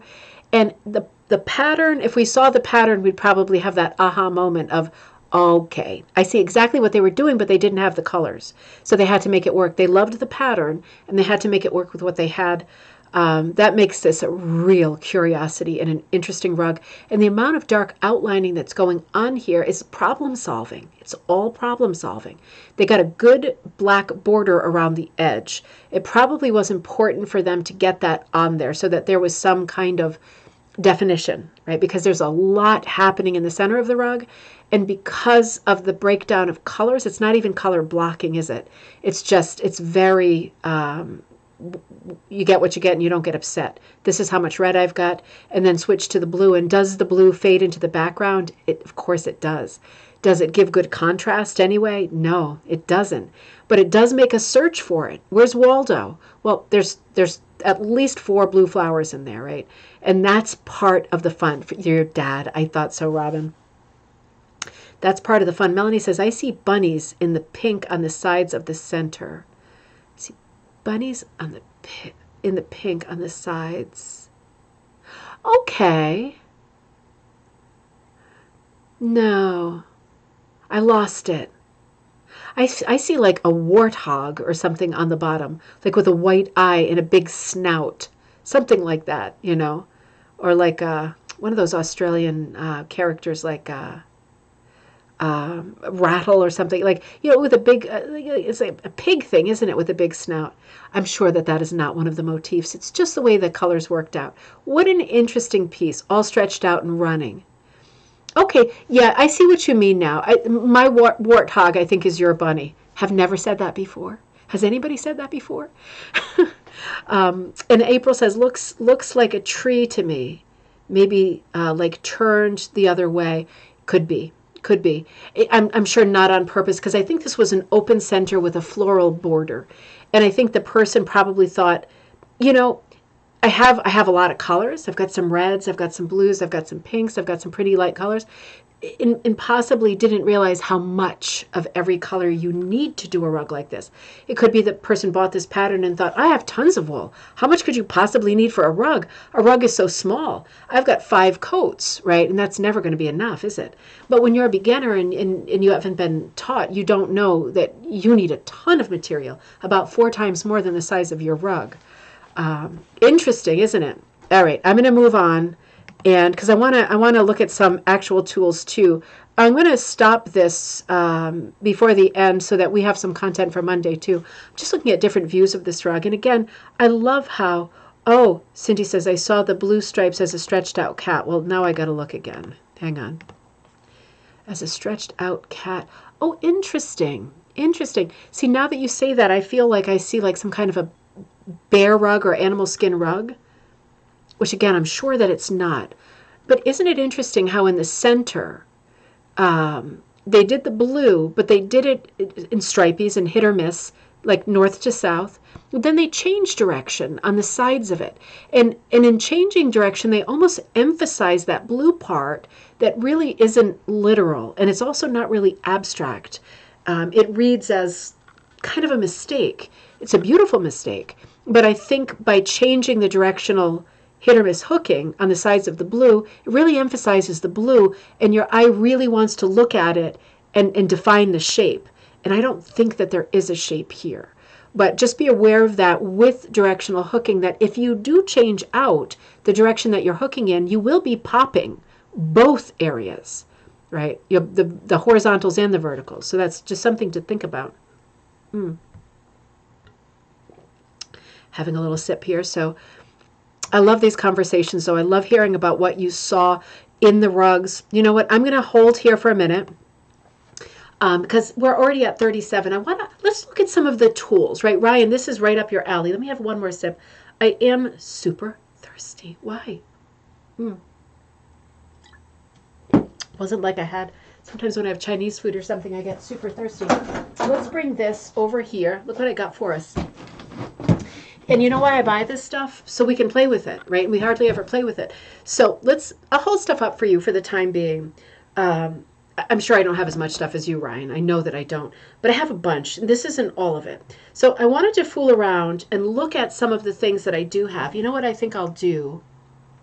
Let me just see how far I can extend. Yeah, come down here with me for a minute. And I was just seeing how far I can go because I'm going to want to replace this in a minute with my frame and test some stuff out. So let's look at some of this silliness, some vintage tools that I have found. Oh, that's okay, Sharon. I'm glad you're back. I bet dinner's amazing. Now, this I found somewhere for $1.99, right? So this is a speed tufting kit by Ronco. Has anybody seen this? Because in the box, I'm not going to open it yet. Looks exciting, doesn't it? I mean, it has, let me give you a year for this. Wait, it might be in the inside because it's not on the outside. My guess for this would be 1976. That would be my guess. Don't know. But beautiful cover, right? Impressive rug as seen on TV. Speed tufting kit by Ronco. And then it's showing us around the edges some really exquisite pieces, right? Some of them are very 70s, but like this one, not so much, right? Some of these, I mean, the colors are 70s more than anything, but there's some lovely work here. This one here reminds me of Evelyn Ackerman, who I just did a design like chapter on for the book. And then some more inspiration, right? Really different. Some geometric, some florals, maybe some boats. Are those boats down the bottom? Right, really lovely. So you see this on TV and you think to yourself, yeah, I'm going to be making rugs faster than, like, you can put them down on the floor. And then, not to be negative, but then you open it up and it's like, seriously? So I have never done anything. I've never done anything with this because a few things. I'll look at this in a minute. It's very plastic, right? It's very plastic. And I can see from this kind of corrugating that's probably the part, right, that you're looping the, almost like a weaving it, right? Or like these sides of a chetty camp when you stretch it out with pantyhose and then you tie it to the edges just to get it taut. You have to do that all the way around, right? So this is like a little tufting frame, and all it's really doing for you is lifting the thing off the ground this much, so that this is the leg, right? So that your tufting gun, right, and I'm going to show you that gem in a second, doesn't go right through the piece and into your dining room table. So yeah, so or as soon as I saw this, I thought, yeah, no thanks. I got enough problems, you know. And then this is the tufting gun. So it's like a little bit of a Red Ryder. You know, it might work perfectly fine. I have not tried this yet, but it works the same way. I mean, I don't want to get in trouble. Like, I don't want to get in trouble on a rug cooking channel. It works like you know what, and it looks like you know what. And yeah, there seems to be different settings here, right? So it's very plastic and it's very brittle. This is a repeat of things that we've seen before and that we're going to look at now. So this one's a little bit out of order. But you know, it's not the worst thing in the world. It might work great. It came with some extra blades and things. And should we even ask what this is? I mean, that is just grotesque. Okay, so that was the rug glue. That's all done for sure, and that's probably not a bad thing. So they were encouraging you to glue the back of it. And it came with this piece of paper. Yeah, apparently they also sold kind of the same frame, but wood. So it's called sturdy wood frame. And then some of their patterns that really are pretty exquisite. Right? You can see the drawn version and then the color version. I mean, it's not bad, is it? I quite like the stylized chicken. That's also very Evelyn Ackerman. Let me see if it is. It doesn't say that it is. I don't think that they could do that. What do you think of this Zodiac one here? Isn't that interesting? I really like that. See, I don't know anything about Ronco. And looking at stuff like this, it makes me think, you know, if you were to see this stuff at an antique store, now we at least have a baseline. Like, we know what some of this work looks like. But this is very pretty, isn't it? So I'm just scanning you across some of these designs. It's a very glossy paper. I like is it one horse or two horse? Okay, that's a knight on horseback. Very patchworky. That looks more like late 60s to me, but of course this could span quite some timeline. And then they're showing you the tool and how to put your thing together. And they show you, this is not real. This is a photograph of the colors that you could choose from. So it's a lot of colors, but it's not infinite, right? So this would be a real thing if you were at the mercy of this particular catalog to have to choose these colors. The chicken looks very Ridimere. It does look Ridimere. Melanie, it does look Ridimere. It absolutely does. It absolutely does. That's super, super thoughtful. Great remark. So it says prices are listed. Let's see. Let me come back to you for a minute because I think you're looking at my boobs. But you're probably not. Probably not. Let's see if we can find. So this is size number 29. This was $6.93. It says 5 pounds. There's no way that this is 5 pounds. Maybe, okay, for the wood one. That one would have been 5 pounds. Interesting. And they actually sell you this container of glue, like this massive 6 pounds of glue. You could get it by the gallon or the half gallon. Wow, them's a lot of glue. I'm just looking for a year on it, and I'm not seeing one, which is not unusual for catalogs at this time. It is nice for us. And then there's a little feature on making your own frame. I mean, that's kind of funny because they're offering you either a plastic frame or the sturdy wooden frame, or they're actually telling you how to make your own frame. That's really interesting. It's stretching the rug. Oh, and they had something called the fabric shredder. It looks like this is a strip cutter of some sort, the fabric shredder. Interesting. I'm wondering if the fabric shredder is in here. Oh, you know what? This is the fabric shredder, isn't it? That's the fabric shredder. My word. I wonder how that went. You see the blades in there? No. Yeah, they're still super sharp. Nothing moves on this. Nothing moves, but this rocks. Huh, interesting. Isn't that interesting? I wonder how that would work. Well, that's a to be continued. Interesting. So for $1.99, I picked that up and I thought, figure that out, right? Save that for a rainy day. I mean, I do want to check out everything at some point. I do want to try everything, but not necessarily all tonight. Now, there's a lot of needles that work like this. So let's look at this one, and I'm going to bring. Let me put this. Yeah, let me put this over here. I'm a bit indecisive. And let me get my frame out because I thought let's have a good old play here. Let me bring you back down. And so I got my frame ready to go. Just a small frame. Want to be sure we're in focus. Okay, looks like we're in focus. So now this one that we're looking at, I have two of them. So let's look at the packaging here. It's this guy. So it is the number 7 automatic hook rug needle, right? And it comes in different colors, the box. So don't accidentally buy 2 if you're trying to fill your collection up. I like to buy them all because they all have patents. And we know with patents, just like with copyright, you make one small change and it's not under copyright or under patent law anymore. It's the way that it works. So both of these, this is what it looks like, right? So it's different than the other ones that we see. It's metal, and I'll show you some of the older ones that are wood. What I like about this style is however you hold it, your hand goes right through it, right? Because if you're holding something like this, obviously that's problematic, and that's going to get you like in the wrists and things. But this, right, that's a different story. So the thing with these automatic needles is they are a bit tricky to thread. Now this one is already threaded, so let's look at how this goes, and let's give it a shot. Now, again, it's this product here that we're looking at, and I've got some 3-ply wool, right? This is like wool that I dyed going through it. Now, this is how you thread this. It moves like this.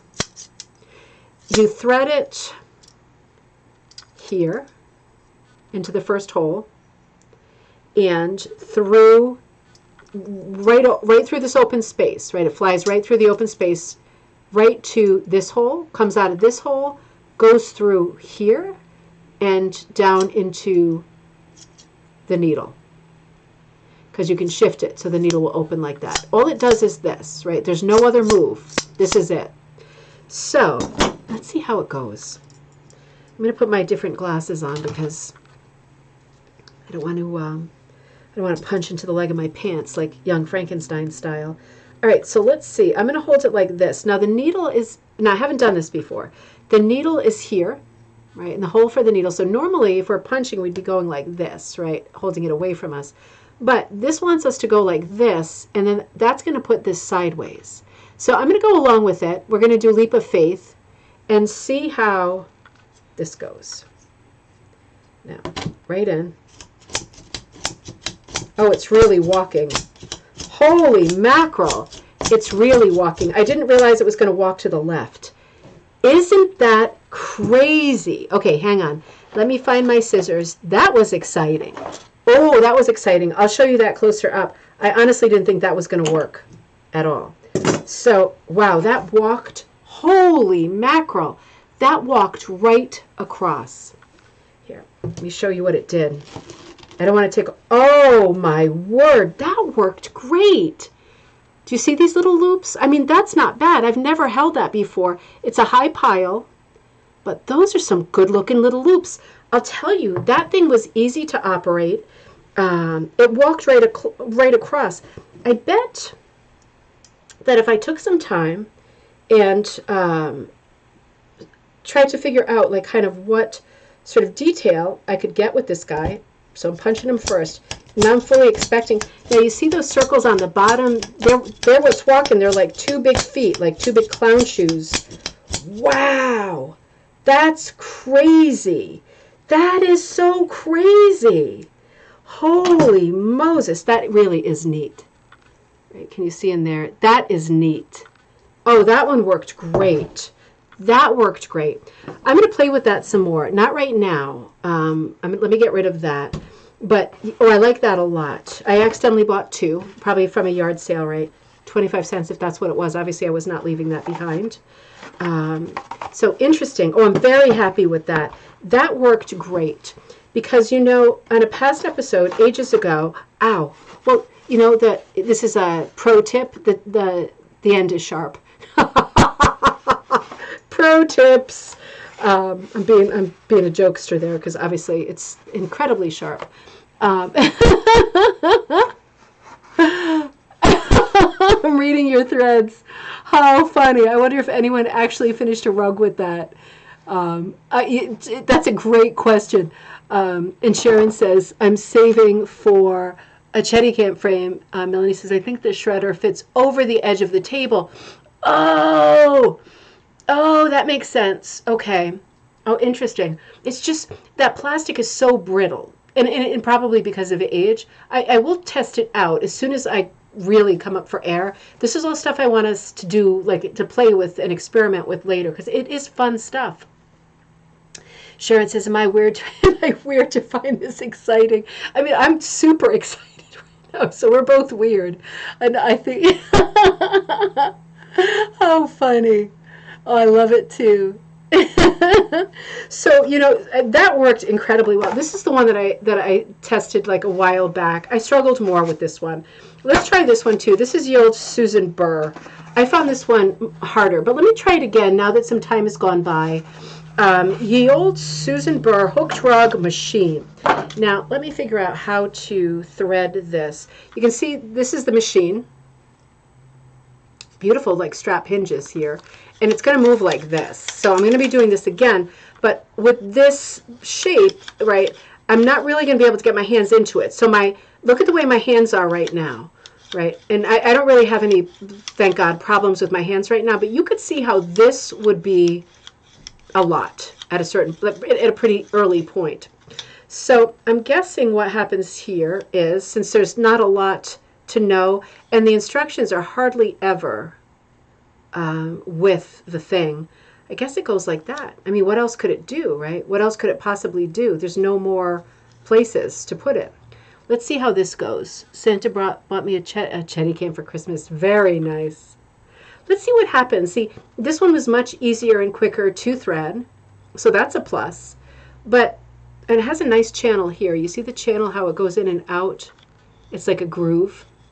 All right, let's see what happens. I'm going to put it down in the middle again, and let me put it this way.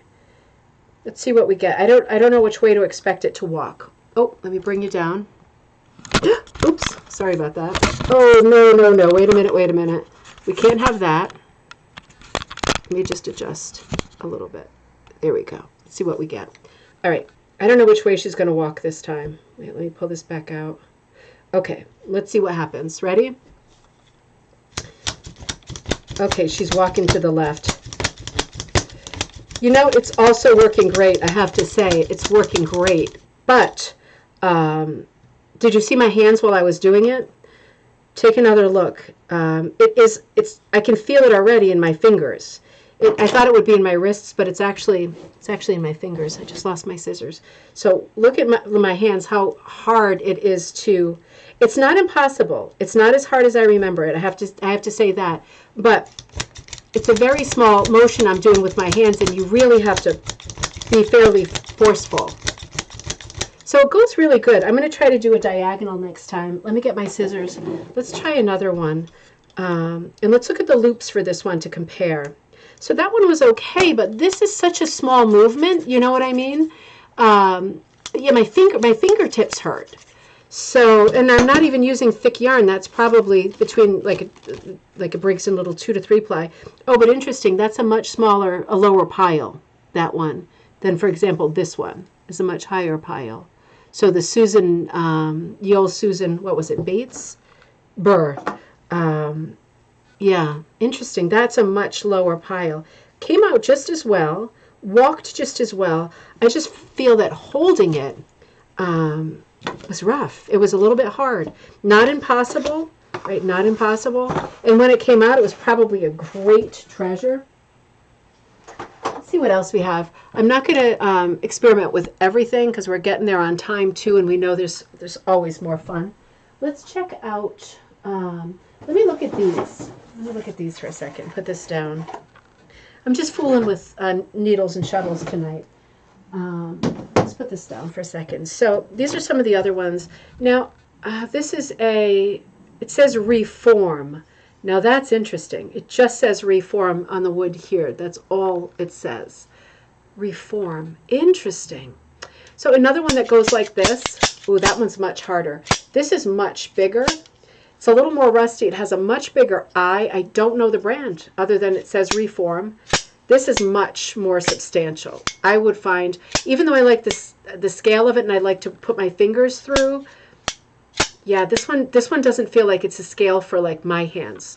Maybe this is, I don't mean to be sexist, but maybe this is more of a man's punch. Because, yeah, I could put like both of my hands on each side. That one would be tough. We'll play with that one another time. And then there's ones like this. This is more of what they sometimes call the guitar shape. It's like the Susan Burr. I think it's even narrower. Works exactly, yeah, see, it's just, I don't know how you could keep this up for too long. There's just not enough, in my opinion, there's not enough to hold on to. This is getting a little bit better, right? That's a little bit wider. You see the mechanics of this one, a little bit different. Doesn't say who this is made by either. This is a lot I bought off eBay, I guess. Pretty though, pretty hinges, pretty hardware. I'll make a nice little display. When I get to do a library display, I'll do it. Nice, you know, just nice hardware. It's real pretty. This one, look at the needle on that. I mean, that's a really large, much more rustic tip on that guy. I'm going to put this on, or you know what's going to happen. I'm going to accidentally. Now, this one is like the heart shape. This is more of the heart shape. I like this too. Ooh, this one's real different. And again, I don't know who the maker is for this. This one, I think I would have the same problem. Maybe, I still don't think it's wide enough for me to do this, but you can see how it works on that side. You see that little ball that's like coming and going like that? And these are going to work the same way. You're literally going to put, yeah, you're literally putting your yarn through here and then down in here. And let's try this one. Let's try one more of these just for S's and G's. Let's see. Because this one, I mean, this one is quite different, isn't it? It's got a $5 tag on it there. So I'm going to thread it this way because I don't see any other possible way to thread it. So easy peasy. These are easy threads. Some of them are not easy threads. Let me bring you back down and see if we get into trouble again. There. You're going to get into trouble with that. Okay, let's see. Now, it is, I guess you'd have to get used to looking at it to figure out which way it wants to walk. But let's check this one out.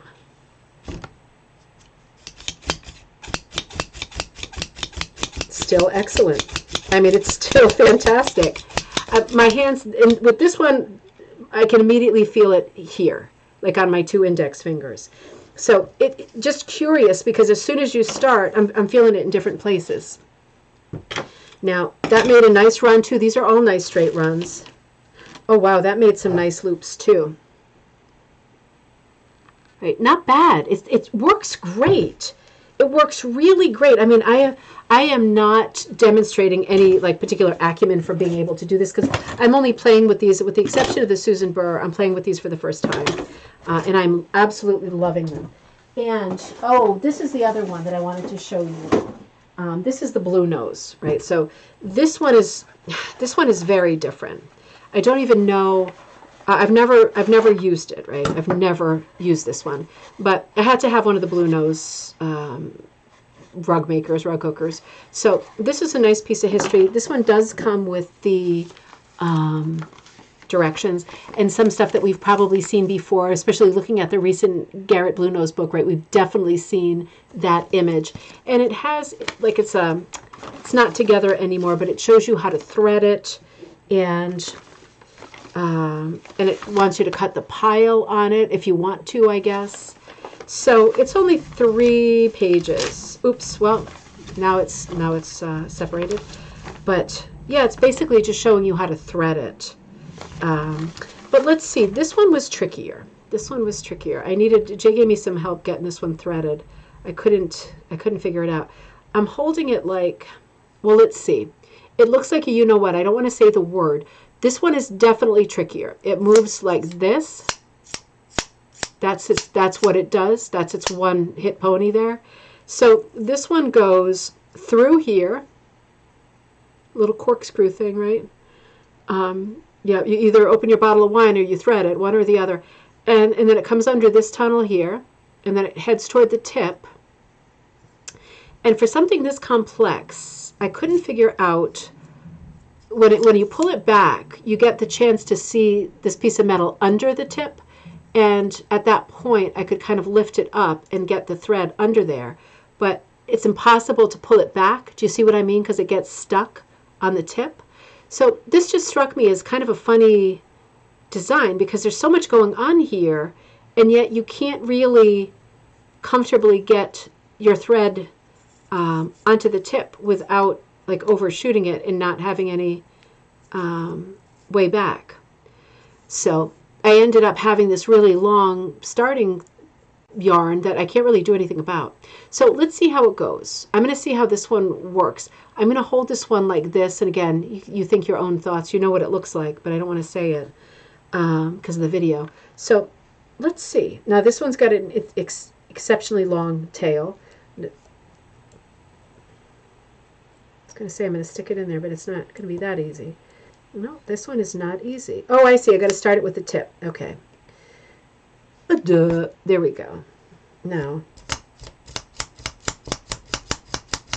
no, it's not going anywhere. So, no, I don't get it. Let me try again. Start it with the tip. Now I'm wasting a ton of yarn, which is fine because this is an experiment. But yeah, I'm not getting it because I know that this is considered like one of the premier tools. And I'm sure it's me. Don't get me wrong. I know it's me. Nope. No, it doesn't. Well, it doesn't walk on its own. So I don't know what that means. But to me, that means... Oh, boy, that was bad. Oh, that was bad. And the cord fell out of the computer. And the stand is falling down. There we go. Holy mackerel. Oh, I need some more cameras in here. There we go. There we go. Whew, that was scary. Wait a minute. Hang on. I'm sure. I'm going to say it to the gun, to the blue nose. It's not you. It's me.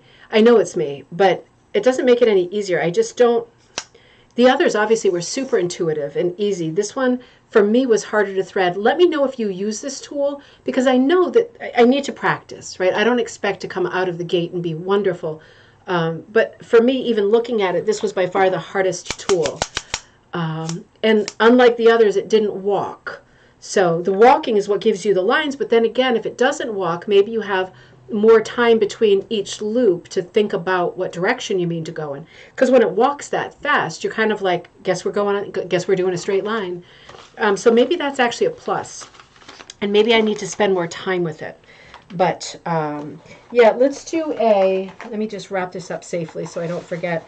And let's do a to be continued, because this is just too fun to rush. Because I want to show you, I have the Danella one and I have this Fenix one in there, Fentex one in there, which is really cool. And the Danella is the egg beater.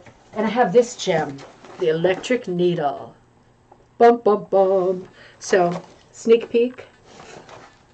Oh boy. So we'll have a lot of fun with that next week. We'll return to this subject, and I'm going to see if I can find some more vintage supplies, right? I was just looking at punch needles today. I know I have a lot of vintage supplies because that first book that I was working on, right, that I'm now proofing the whole manuscript, much of it, because you know how I love history and we often talk about history together.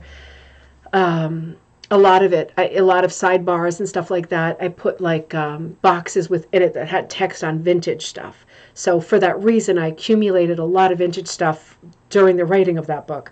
And now we benefit from it because we get to play with it and look at it. I just need to spend a bit more time with some of this stuff. But I have to say, I'm really surprised. Those first ones were fun to play with, particularly the ones where you can put your whole hand through. So I think this is a preference. Do I spy the Rumpelstiltskin? Yes, you did, Ryan. That's a to be continued. Yes, I know that's your arch enemy. I know it is. I know it is. You would like to spit on it from here if you could. I know. It's like, it's not your, it's one you hate, isn't it? You hate that one? Oh, good for making, yeah, my mom says good for making straight lines. Absolutely. Oh, Dawn, good to see you. It is cool. It's super fun. Because, like, really, I don't know how to use these tools at all. But those first ones, yeah, those were easy. I could see having a lot of fun filling a background with one of those. I could definitely see that. I could see how that would be fun and a good upper body workout. Wasn't as hard as I remember it with the Susan Burr. I might have just been particularly unfit at that moment and like pulled a nerve or something, got a nerve stuck behind my shoulder or something like that. I bet it would work better if it had been lubricated. Absolutely, Melanie, because some of these are really rusted up. They're like rust buckets. Not all. Like a couple of them had some rust and others were like pristine. But yeah, I agree. I absolutely agree. They would work better if they were lubed a little bit and bit freer movement. Would these be used by production hookers or for home use? That's a great question, Sharon. They are used for home use, but there are some companies like Priscilla Turner in Maine where I know that the women used these tools, the shuttles, and the men used more like a tufting gun. So different from company to company, but yeah, commercial enterprises would use the shuttles because they were so fast. So yeah, but they also sold them for home use. Absolutely sold them for home use, and really would encourage you to buy specific yarns that went with them. That's what made me think with one of them. I wonder why I was having so much trouble threading it, and I wonder if it was because the ply of yarn I was using was not great and was not what they would have sold with it, because they really did want you to buy the supplies too, understandably, right? Ryan says you don't have to seat the yarn on the tongue. Oh, you don't, Ryan? Do you mean like with the blue nose? You can just let it slip over to the side? Because once it was on the tongue, it really wouldn't come off, and I couldn't adjust. I couldn't pull it back through. That's a great tip. Okay, thank you. Thumbs up, Jay. Thank you. And April says, thank you so much. Have a good weekend yourself. Have a great weekend. Be looking out tomorrow for that design like the Vintage Vogue covers. If you're interested in fashion and that era of design, it's going to be for you. It's going to be a lot of fun. And because I went to school for fashion design first, this is like one of my areas of like decent knowledge and inspiration. So lots of fun. I think we have the same pink scissors. I don't know where I got them. They could have been the kids, but maybe not with this. Probably just a regular craft store. These are really good scissors, I have to say. I just keep so many scissors around because I can never find them. Never. There's so many and I can never find them. So we'll return to this on Monday. I'll have to see if I'll probably do 2 coffee times next week, just because while I'm finishing up these book projects, it does take me a full day to put together commentary for a long show like this, for a 1-hour show. It's a few hours, but sometimes I'm just overwhelmed. So I'll definitely be with you on Monday, and we'll run a Monday show, and we'll pick up with this. We'll finish looking at the Rug Cooking Magazine, the current issue for this month. Right, we'll finish this conversation, and I did have some more slides from tonight. So we'll do those 3 things. On Monday, it will be a bit of a potpourri day. And in the meantime, have a great weekend. Look at some of the new stuff I'm putting up over the weekend. I'm putting up another,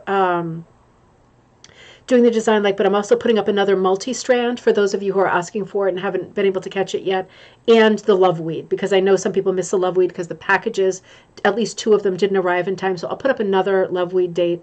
So be looking for those things online over the weekend, and there's lots of nice spring designs if you're interested in that in the Ribbon Candy Hooking store. You can reach me at ribboncandyhooking@gmail.com. Send me stuff for gallery night, which will be next Friday. Anything you're working on, whether it's ideas, projects, finished projects, projects you haven't started yet, send me all of your stuff for gallery night, and we'll enjoy that next Friday night. Thank you, Anne. Great seeing everybody. And have a happy weekend. Happy daylight savings. Don't forget to put it down, right? And yeah, enjoy that sun. Enjoy that extended sun on Sunday night. I will see